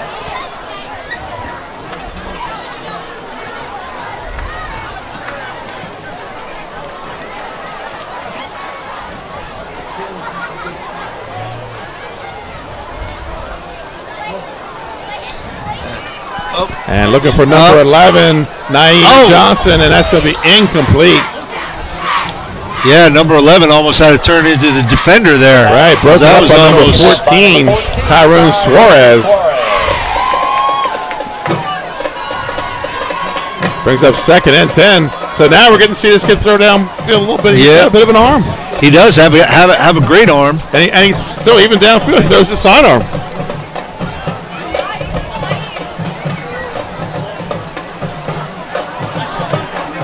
Russell brings the play in from the sidelines. Minute 19 to play in the half. 40-0. The Riders lead.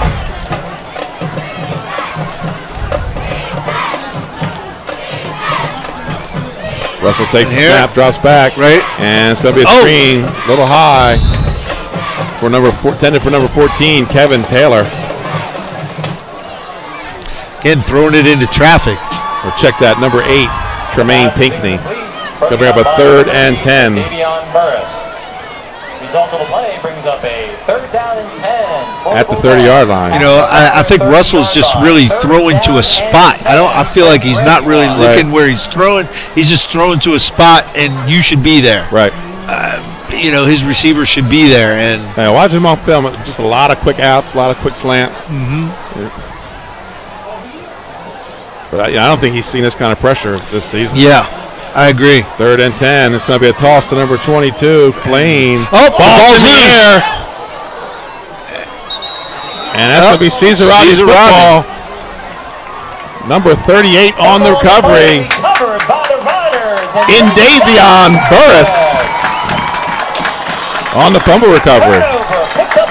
Is that 3-4? How many is that? I think that's the 4th turnover of the game. Wow. And the Riders, we said they were +4 coming in. Brandywine -1. I don't know. I think it's player of the game. Can we name the whole defense? Because they've been playing great tonight. Well, since we're not giving them a pizza, I can. They definitely have to share it. Yeah, well, we could cut the slices a little smaller. 1st and 10 for the Riders. And that's a new quarterback in the game, number 3, Jonathan Sexton, senior, 6'1", 200 pounds. And I think Louis can make a bigger pizza. Feed these guys, you know. Louis Pizza, 11 Rehoboth Avenue, Rehoboth Beach, Delaware. Brings up 2nd down and 10 for the Riders from their own 35-yard line. Tony Guvos is sponsor our Player of the Week. And what to talk to him about, getting the guys down there for a pizza at the end. Yeah.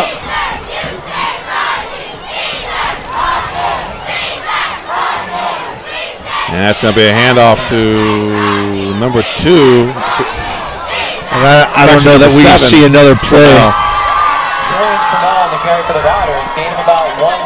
I imagine Coach Dan Candelaro probably just let this clock run out, take his 40-point lead into the halftime. Yep.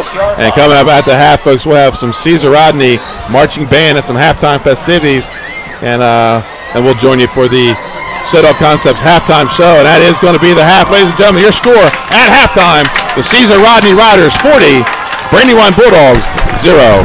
Folks, we'll be right back after this timeout.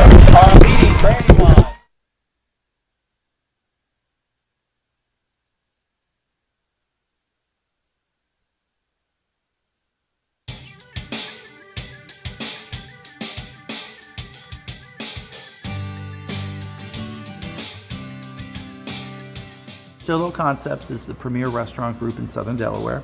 We have 8 restaurants from Lewis all the way down to Fenwick. We have a catering company, a food truck, a soda company, a film company, and a management and a consulting company.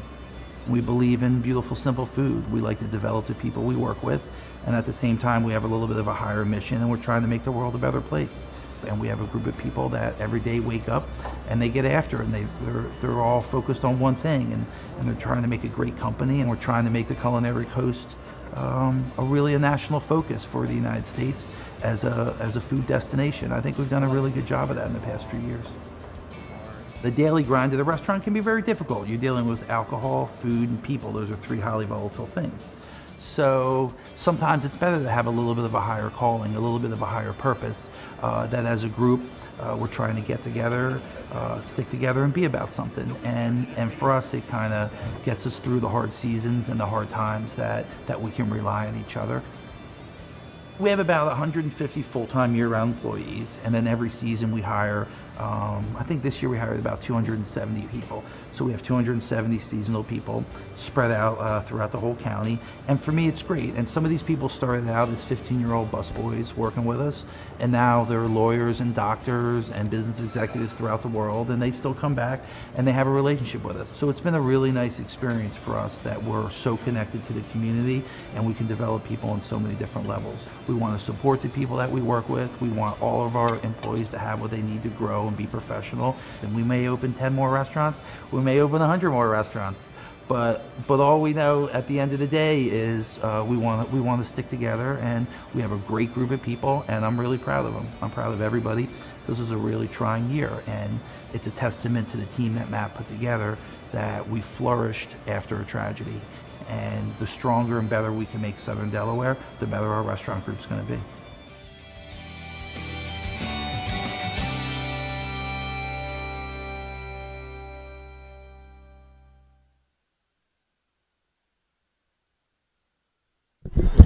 Ladies and gentlemen, enjoy the Caesar Rodney High School Marching Band. Hello and welcome to the Caesar Rodney School District Halftime Show. Being escorted across the field is Caesar Rodney High School Principal Dr. Sherry Kioski. She is being escorted by the 2016 Homecoming Queen Ashley Eigelhart and the 2010 Homecoming King Rakeen Ward.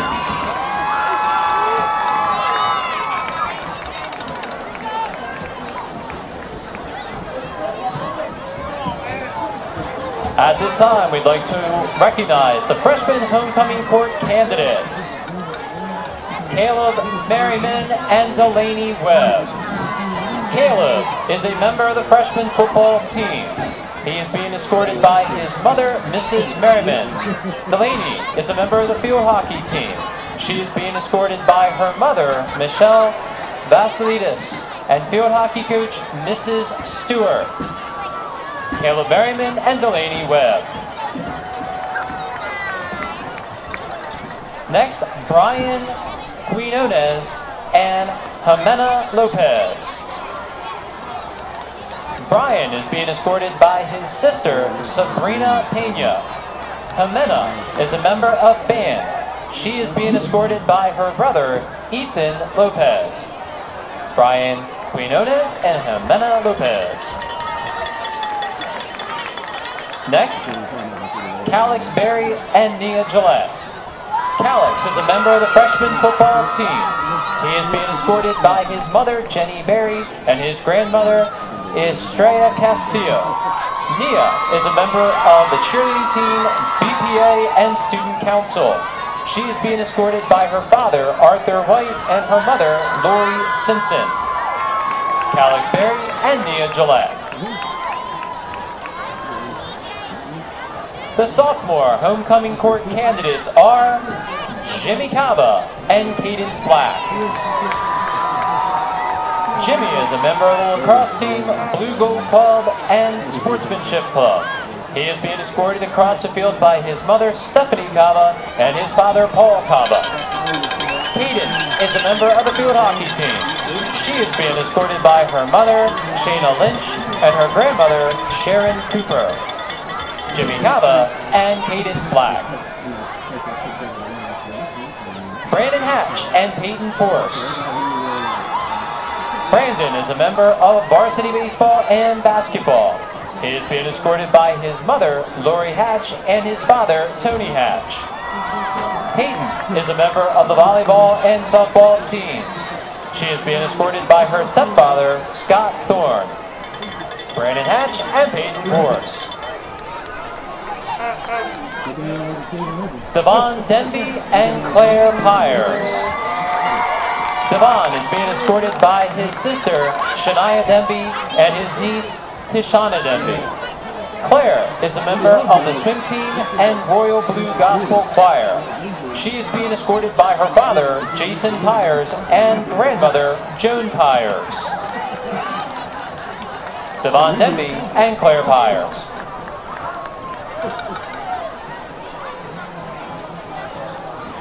The junior homecoming court candidates are Kevin Robinson and Davion Green. Kevin is a member of the varsity football team. He is being escorted by his mother, Terza Grimes. Davion is a member of the varsity softball team and the Scrubs Club. She is being escorted by her grandmother, Delara Mears. Kevin Robinson and Davion Green. David Simpson and Brianna Kohut. David is a member of the varsity wrestling and varsity lacrosse teams, as well as a member of the Italian club. He is being escorted by his sister, Kiera Miller, and his teacher, Mr. Zach Taylor. Brianna is a member of the cheerleading team and Blue and Gold Club. She is being escorted by her father, Paul Coet.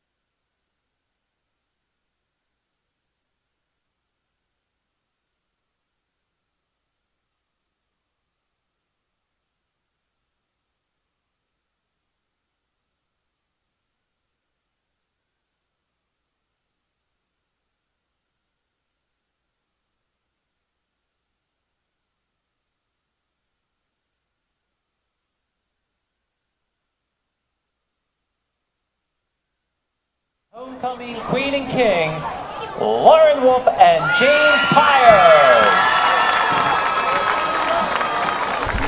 Bill would never let that fly, let a football player come out. So there you are, folks, your homecoming king and queen here at Caesar Rodney High School. And we're back to our Sodell Concepts halftime show with Benny Mitchell and Dan Messina. And Dan, Caesar Rodney all over Brandywine, and it's been mostly defense. It's been the defense showed up tonight, and 9 quarters they haven't given up any points. Not until early in the first quarter of that Cape game. Cape's first possession. Yep. Of the game 2 weeks ago. Well, second because they fumbled the kickoff, but that was the kickoff. First offensive possession. Right, their first offensive kickoff in the first quarter. 3 straight shutout quarters there. 4 more down at Sussex Tech. 2 more here. I mean, they are, if they're peaking at the right time heading into Sussex Central next week. Absolutely. And they set up 2 scores and they scored 2 themselves. Or I'm sorry, they scored 1, set up 2 more. So they're the reason why we're going to have a running clock. Yeah, and defensively, Jackson Raw, the guy we looked at the beginning of the game, he's all over the field. Yep. He's having another great game. And it's not just on defense. It's on special teams.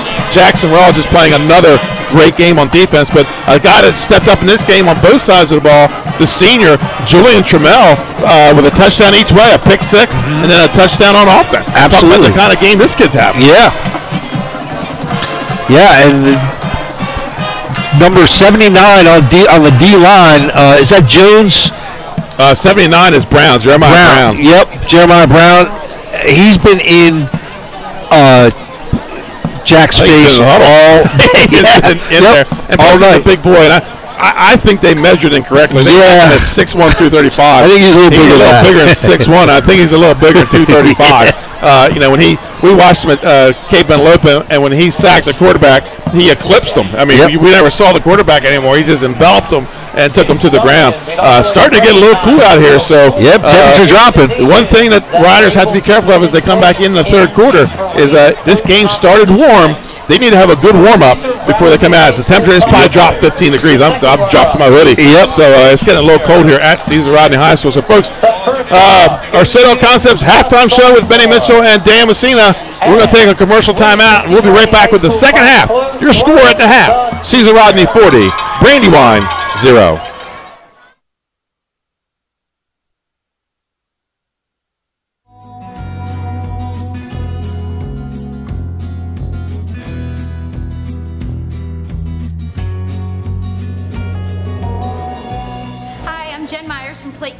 The catering division of Sodell Concepts, where we're doing beautiful, simple foods for you. We can accommodate intimate affairs or larger parties anywhere from 1 to 800.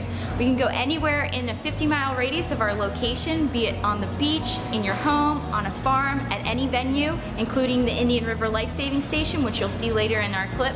You can choose from a pre-designed, chef-driven menu where we keep only the freshest and most local ingredients in mind, or we can customize a menu to your liking.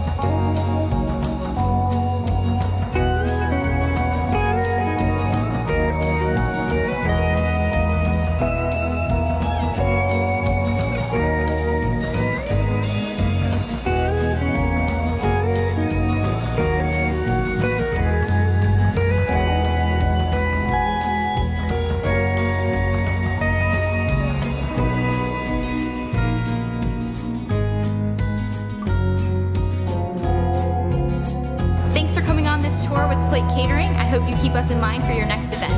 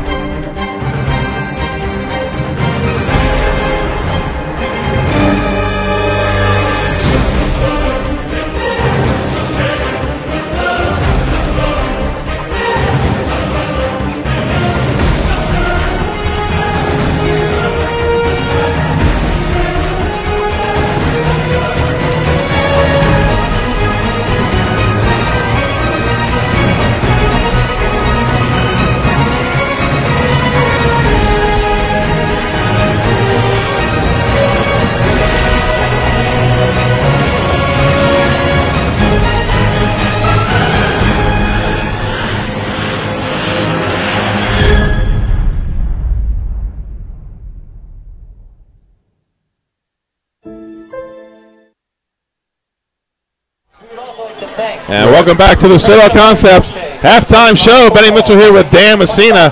And the Riders up 40-0. We've got some out-of-town scores. Barkley Heating and Air, out-of-town scoreboard.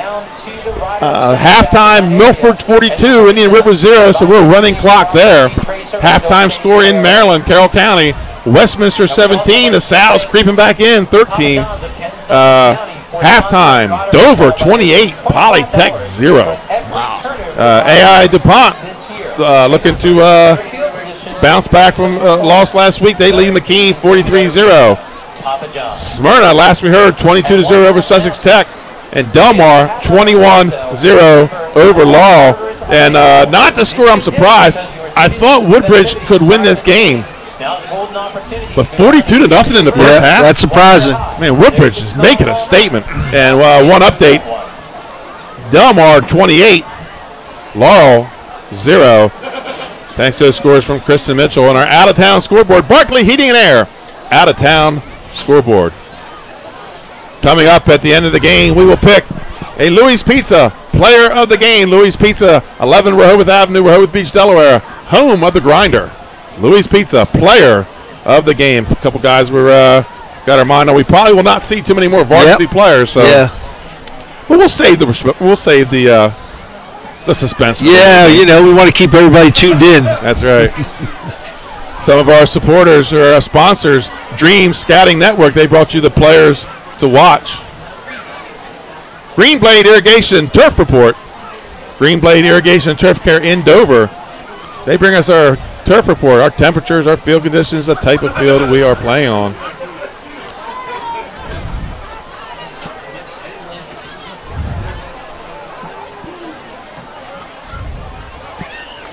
Delaware Self-Defense Academy, Royce Gracie Jiu-Jitsu. They're right across the street here in Camden. New location in Rehoboth Beach, Delaware. Middletown. And I believe Smyrna. I could be wrong. I'll have to check with Ronnie Weiss on that. You'll see Ronnie Weiss on here a couple times throughout the game. Oh wow! That was a good 10 yards. CR made a great adjustment, and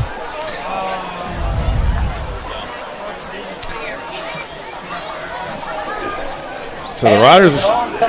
Brandywine looks a little confused. It did. It went 10 yards. So I don't know what all the confusion's about down there.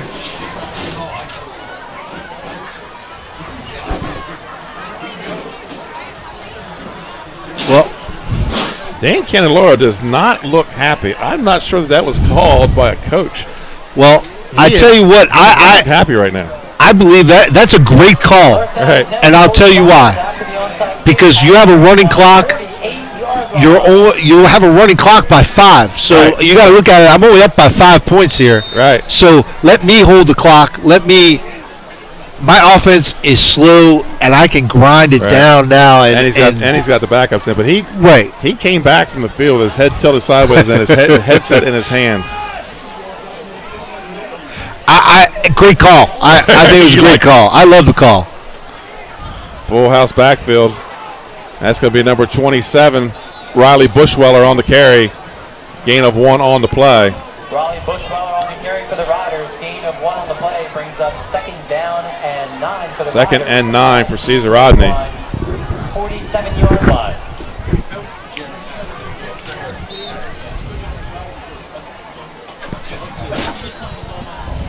So running clock here for the second half, unless Brandywine can score first. And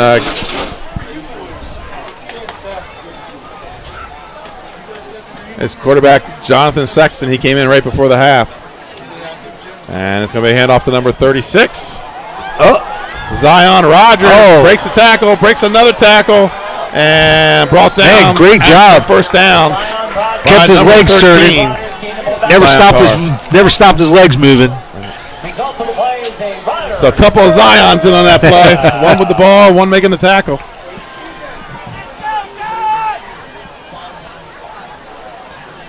So 1st and 10 for the Riders. They're inside the 32, the Brandywine 27-yard line.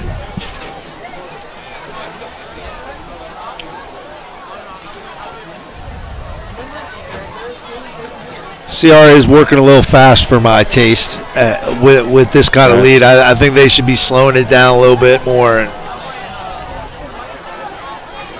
And that's going to be a handoff to 27, Riley Bushweller, and he's going to go out of bounds at about the 21-yard line. And looks like we may have a Brandywine player down. And we do, and that is going to stop the clock. Gain of 4 brings up 2nd down and 6 for the Riders at the Brandywine 20. We'll stay with his, looked like number 13, Zion Carr, was down on the play, out of bounds. Still shaking my head over that Woodbridge St. Martin. Yeah. I mean, Woodbridge and DMA, they were tied at the half or third quarter last week before DMA pulled away. And last week, one of the top running backs for Woodbridge went down with a high ankle sprain. Wow. So he is not playing. Good news. 13's up, walking across the field. Richard Massey went down first quarter last week with a high ankle sprain. Didn't play the whole. As a matter of fact, was in street clothes in the second half in a boot. So they're doing it 42-0 without their top running back in the game. Very impressive. Next man up, Woodbridge. Right. They have next week. I'm not sure who that. I think they've already played. I think they might have been in River next week, and then the big showdown with Delmar at the end. So Delmar win over Milford, and Woodbridge puts themselves back in the hunt for the Head Olympic South title. And now they're showing they're scoring points. 2nd and 6 for the Riders. Sexton goes under center. Motion coming from the far side. And we're going to have a whistle on the play. All start.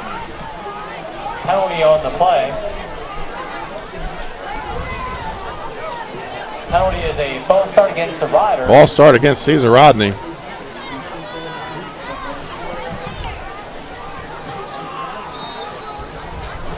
After the penalty brings up about 2nd down and I said that the Riders had to get excited and come out and play excited for homecoming, and wow, did they ever. And I did not expect a blowout like this, much less this early in the game. Neither did I. I expected a totally different game. A lot of blowouts around the conference tonight. And that's going to be a handoff to the 27, Bushweller, and he pushes ahead out to about the 22-yard line. I was concerned about CR slow starting.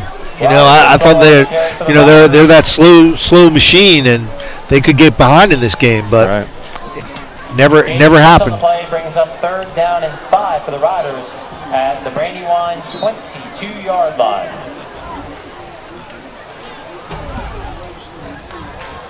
Third and 5 for Caesar Rodney at the Brandywine 22.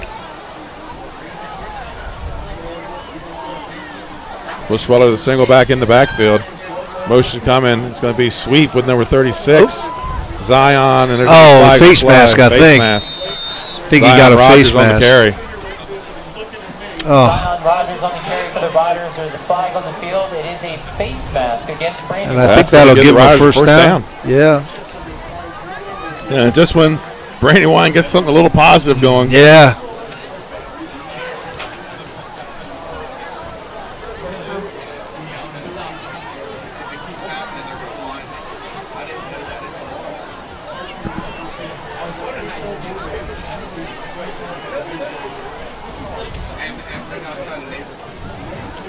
So first and we're going to move the chains.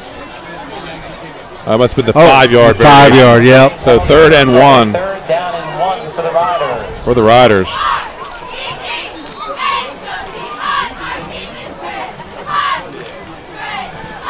Motion is going to be a handoff. No, he's going to roll out. And looking downfield, it's going to be incomplete. Looking for number 30. Wow, strange play call on 3rd and 2. Really strange play call there for me, you know.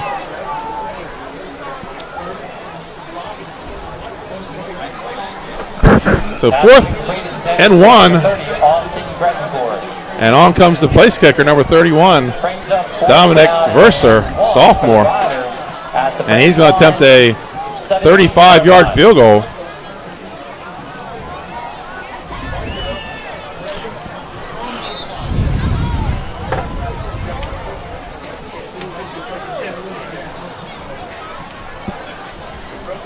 And offside by Brandywine. Man, they just can't catch a break. Nah, not at all. Penalty before the play is on Brandywine for offside. The result of the penalty is a Riders first down.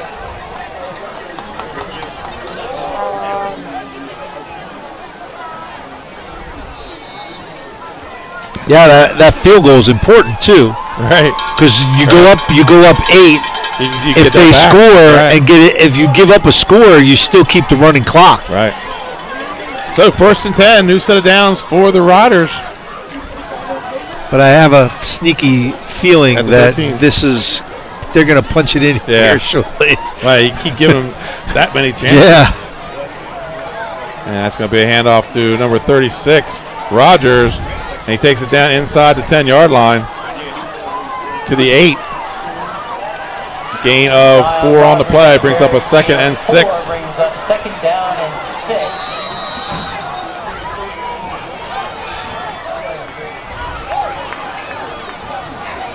Riders will have the ball at the Brandywine 9-yard line.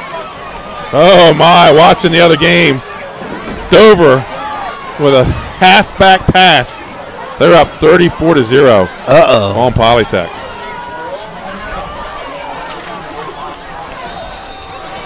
2nd and 6 here for the Riders.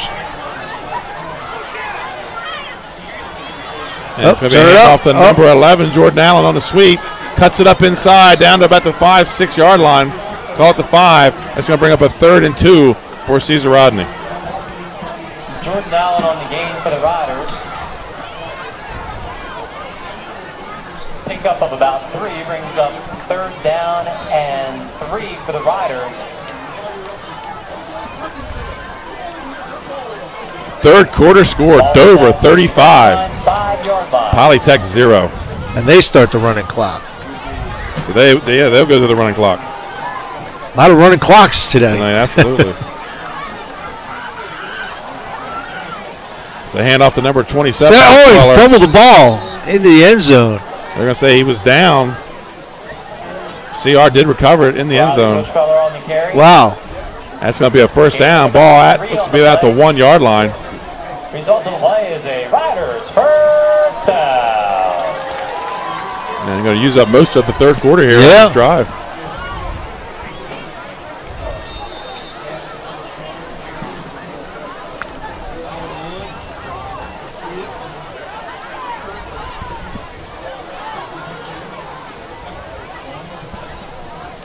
First and goal for Caesar Rodney at the 1 yard line. Bushweller alone in the backfield. Sexton under center. And Allen goes in motion, and it's going to be Sexton for the score.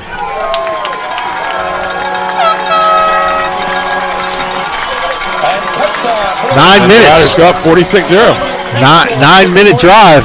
You know? By the time they get the ball back, it's going to be almost fourth quarter. Yep. And because of that touchdown, Tracer Rodney will donate another $25 to the Rider Booster Program. Thank you, Tracer Rodney, for your support.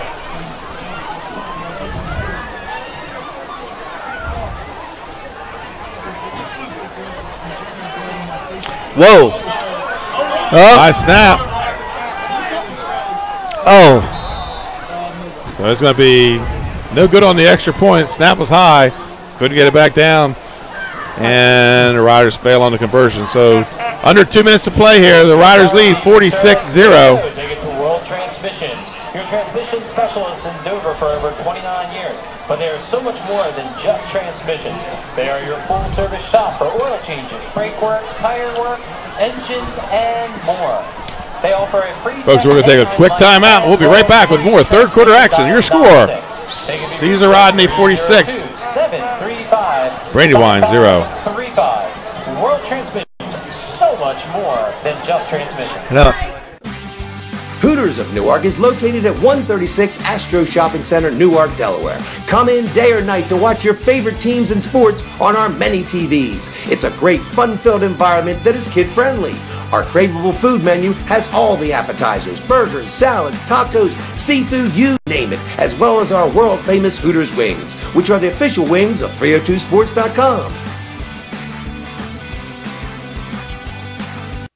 Welcome to Hooters. Have a seat wherever you like.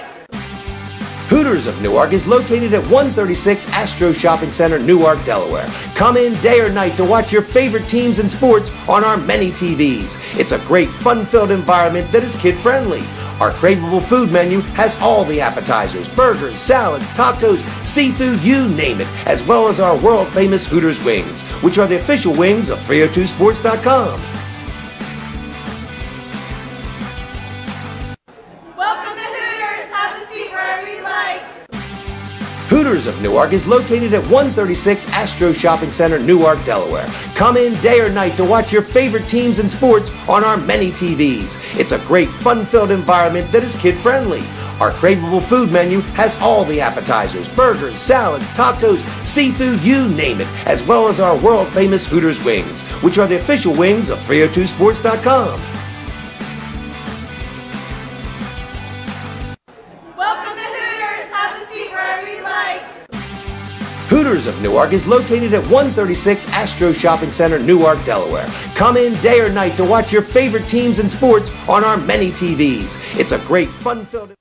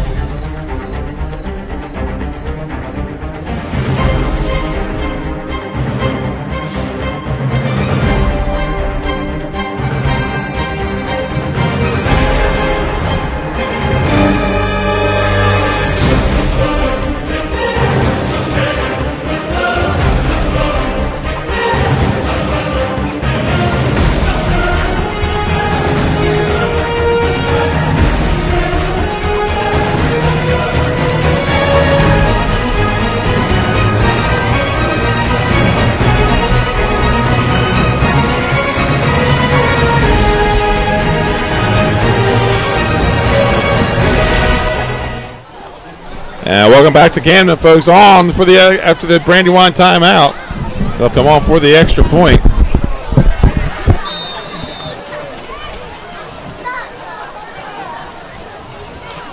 And good snap, good hold, kicks up, it's good. Brandywine gets 7, so 46-7. Final score in Dagsboro. The Milford Buccaneers 52, Indian River 0, and they head into Delmar next week for the Southern Division Showdown with the 6-1, soon to be 7-1 Delmar Wildcats. So marbles could be on the line. Should Milford win, they'll win the just beat Lake Forest, another Henlopen South champs. Delmar putting up some scores of their own, 35-0 over Laurel. So you're talking 87 points as of now, headed into next week's game. Wow. Between the two teams. Delmar 28. And you know, next week that game will be 6-3, or you know. I think my points. I think Delmar has to win out to make the tournament because they're not getting a lot of bonus points. They play no Division I opponents. So Delmar might have to go 9-1 unless. But Division II is crazy. It's every year something weird happens. And then you get the extra 2 teams in Division II. Right, but you have a lot more teams in Division II. So right.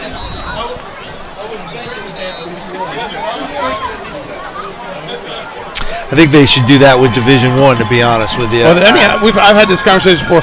Division I only has 17 teams, so you add 2 more, half the teams make the playoffs. I'm sure that's what their thinking is. Let's see if Brandywine onside kicks to CR, at least attempts it.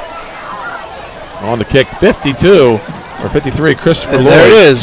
There's more of a squib. And the Riders are going to fall on it.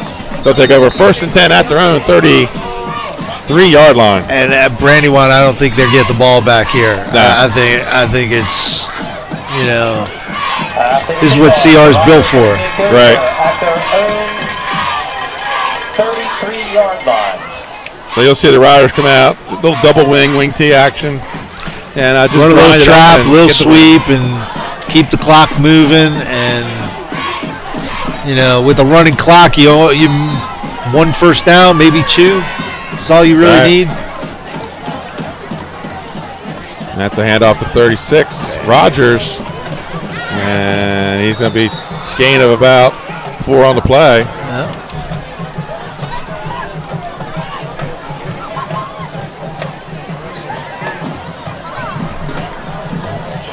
Zion Rogers on the carry for the Riders, gain of 4 on the play, brings up 2nd down and 6 from their own. Polytech scores is 35-7, 37-yard third quarter. So they shut down the running clock after Dover gets it. 35-7, Dover over Poly. Final score in Greenwood. The Woodbridge Blue Raiders moved to 7-1 with a 42-0 victory over St. Mark's. Impressive. Westminster all over Salesianum, 30-13 second That half. puts St. Mark's out. They're out of the dance. I think that puts St. Mark's out. We'll see. Some things could happen. But I think that puts them out still with Sally's to play. That would give them 4 losses on the season. It's going to be hard to get in Division II playoffs this year with 4 losses. It's going to be hard to get in with 3. I can see Carabel doing it because they're going to pick up a lot of bonus. That's number 27, Bushweller on the carry. Big tackle made by number 7, Ramir Marks. That brings up a 4th and 2 for Caesar Rodney. So maybe Bulldogs might get it back. A little bit of a defensive stand. Yeah. 42-yard line. Are they going to go for it? I think I'd take the penalty and take some more time off and dink it down and try to pin them deep but QB sneak here.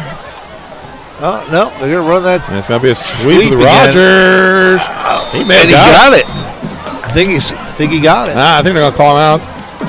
Call him out a yard short. Really? Yard short. Wow. Turnover on downs for the Bulldogs. Wow. Folks, tomorrow, 1 o'clock kickoff. Myself and Dan Messina will be at the Castle, Sussex Central High School, as the Cape Henlopen Vikings make that short trip down Route. Well, it's not even Route 9 anymore. Nope. It's more like Route 23. And now that Sussex Central is the new school, but it's going to be the Sussex Central homecoming. And I don't care what you say. When these two teams play, they get after each other. Yep. It You might throw be the records 5 out. and 6-1, but it's going to be a ball game. Yeah. So Brandywine takes over on downs. Russell under center, and we have a whistle. Timeout, Caesar Rodney, and we're going to stay right here with it. Yeah, you know, tomorrow I just Sussex Central is going to run that sweep at Cape's best corner all day, and then they're going to counter back. When they're going to suck Cape's defense over. And then somewhere you're going to see Barnes to Barnes. And counter, and then Barnes to Barnes. The two twins, and Isaiah and Isaac, and quarterback and wide receiver for the Knights. I think for Cape, they got to play fundamental and know their. I think if you're Cape, you run the three-headed monster at them. You run Colby Wright, you run Ashby. And I think you put a little bit more JoJo Kirby in with some counter and some sweep of his own. You know what I've seen of him, he runs the ball well. He just doesn't get the lion's share of the touches. Right. And you got the freshman quarterback getting more comfortable. Right. I just think they just have to shorten up the passing game for him, and make it a little bit quicker. And that's a handoff to number 22. Blaine, who had the touchdown on his last carry, he's going to get the ball out. Gain of about 9 on the play. 2nd and 1. So 12:30, Sodell Concepts pregame show. Myself and Dan Messina. Dan, I heard it's going to be carnival atmosphere over there. They're going to have all kinds of, I heard food trucks, which makes me want to get there early. Some barbecues going on, some tailgating. I heard it's going to be a fun time. Obstacle course, and then the Knights or the Vikings will show up, and we'll get some football on. Oh, and that's going to be a pass out to number 11 off his fingertips as he got turned around. That was Nymir Johnson. But the Knights are hard to beat in the Castle, and up until this year, Cape was hard to beat at home. And I think they had lost 4 games over 3 years. Yeah, it was always a tough place to play. You know, Coach Wells likes to keep that grass really thick. Yeah. And I felt like whenever you were there, you couldn't see anybody's shoes. Right, you can't see their shoes. The grass was so long. I can attest to that because a lot of times when I go to do pictures for some of our banners, I always have to get rid of the feet because you cannot see their shoes. The grass is too long. And that's a hand. That's going to be a flag on the play. That's going to come back. And that's going to bring it back. And got to help the ref pick up his flag for him. That's going to be a hold on Brandywine on the 3rd and 1. The gaggle of riders combined on the tackle, but there is a flag on the play. That was number 24 on the carry, Nadif Plant. Flag on the play, holding, back it up 10 yards. And the call is a holding call against the Bulldogs.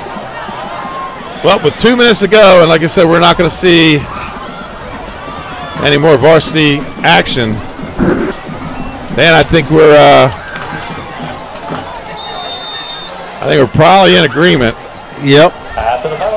Player of the game. Louis Pizza, player of the game. Number 7. Julian Trammell. He had a touchdown on offense and a touchdown on defense. Nice little pass by Russell. He's got number 11 on the bubble screen. Amir Johnson. He's going to be close to a first down. It's going to bring up a 4th and short. But our Louis Pizza, player of the game, Julian Trammell. Great game by the senior. He's still think it should have been the whole defense, but I still want everybody out there to know I voted for the whole defense. They played a heck of a game. I don't even like to pick 2 players sometimes, much less 11. But Julian Trammell, our Louis Pizza, player of the game. You'll see us picked up on our 302 Sports Facebook page, Twitter, and Instagram. And that's a run. That's on a 3rd and a 4th and 3. I think he's going to be stopped short. And I don't think they might not get another play. And the tackle is made by the Riders, Urza Pendleton.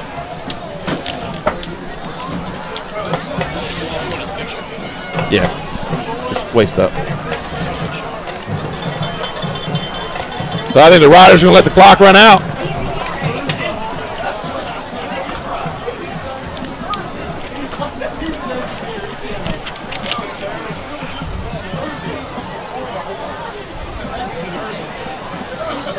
I don't think they even have to take a knee because the clock's going to run down. 3 seconds, 2 seconds.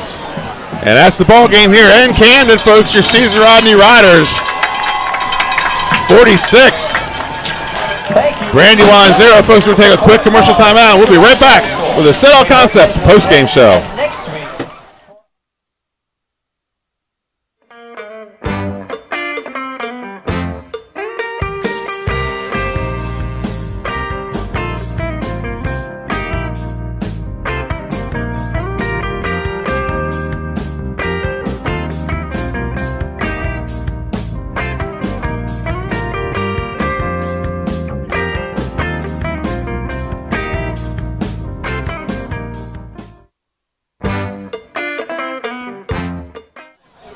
And ladies and gentlemen, welcome back to the Citadel Concepts post-game show with Benny Mitchell and Dan Messina.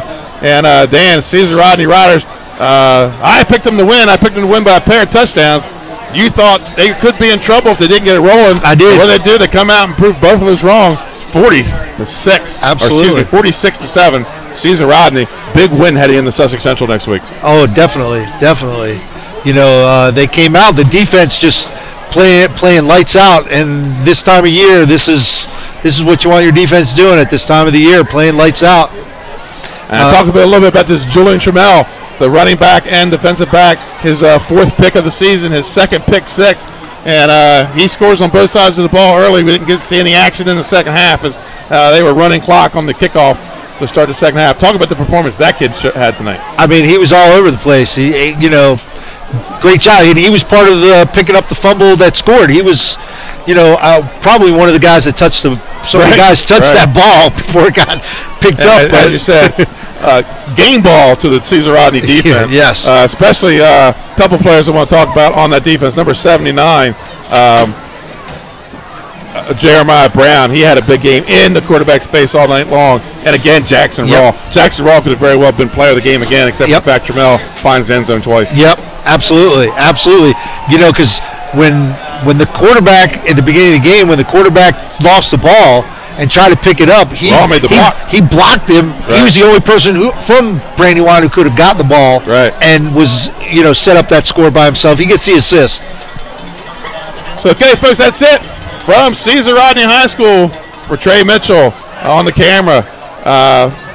Nick Hadley up in Wilmington with the production. Chris Mitchell back at home in Lewis with our update scores, our out-of-town scoreboard. And for Dan Messina, I'm Benny Mitchell. We'll see you 12:30 kickoff, 1 o'clock kickoff tomorrow in Georgetown, and 12:30 Sodell Concepts pregame show with myself and Dan Messina, and then the Knights and the Vikings will get it on, and we'll see you there. Until tomorrow, folks, at 12:30, have a good night. See you tomorrow.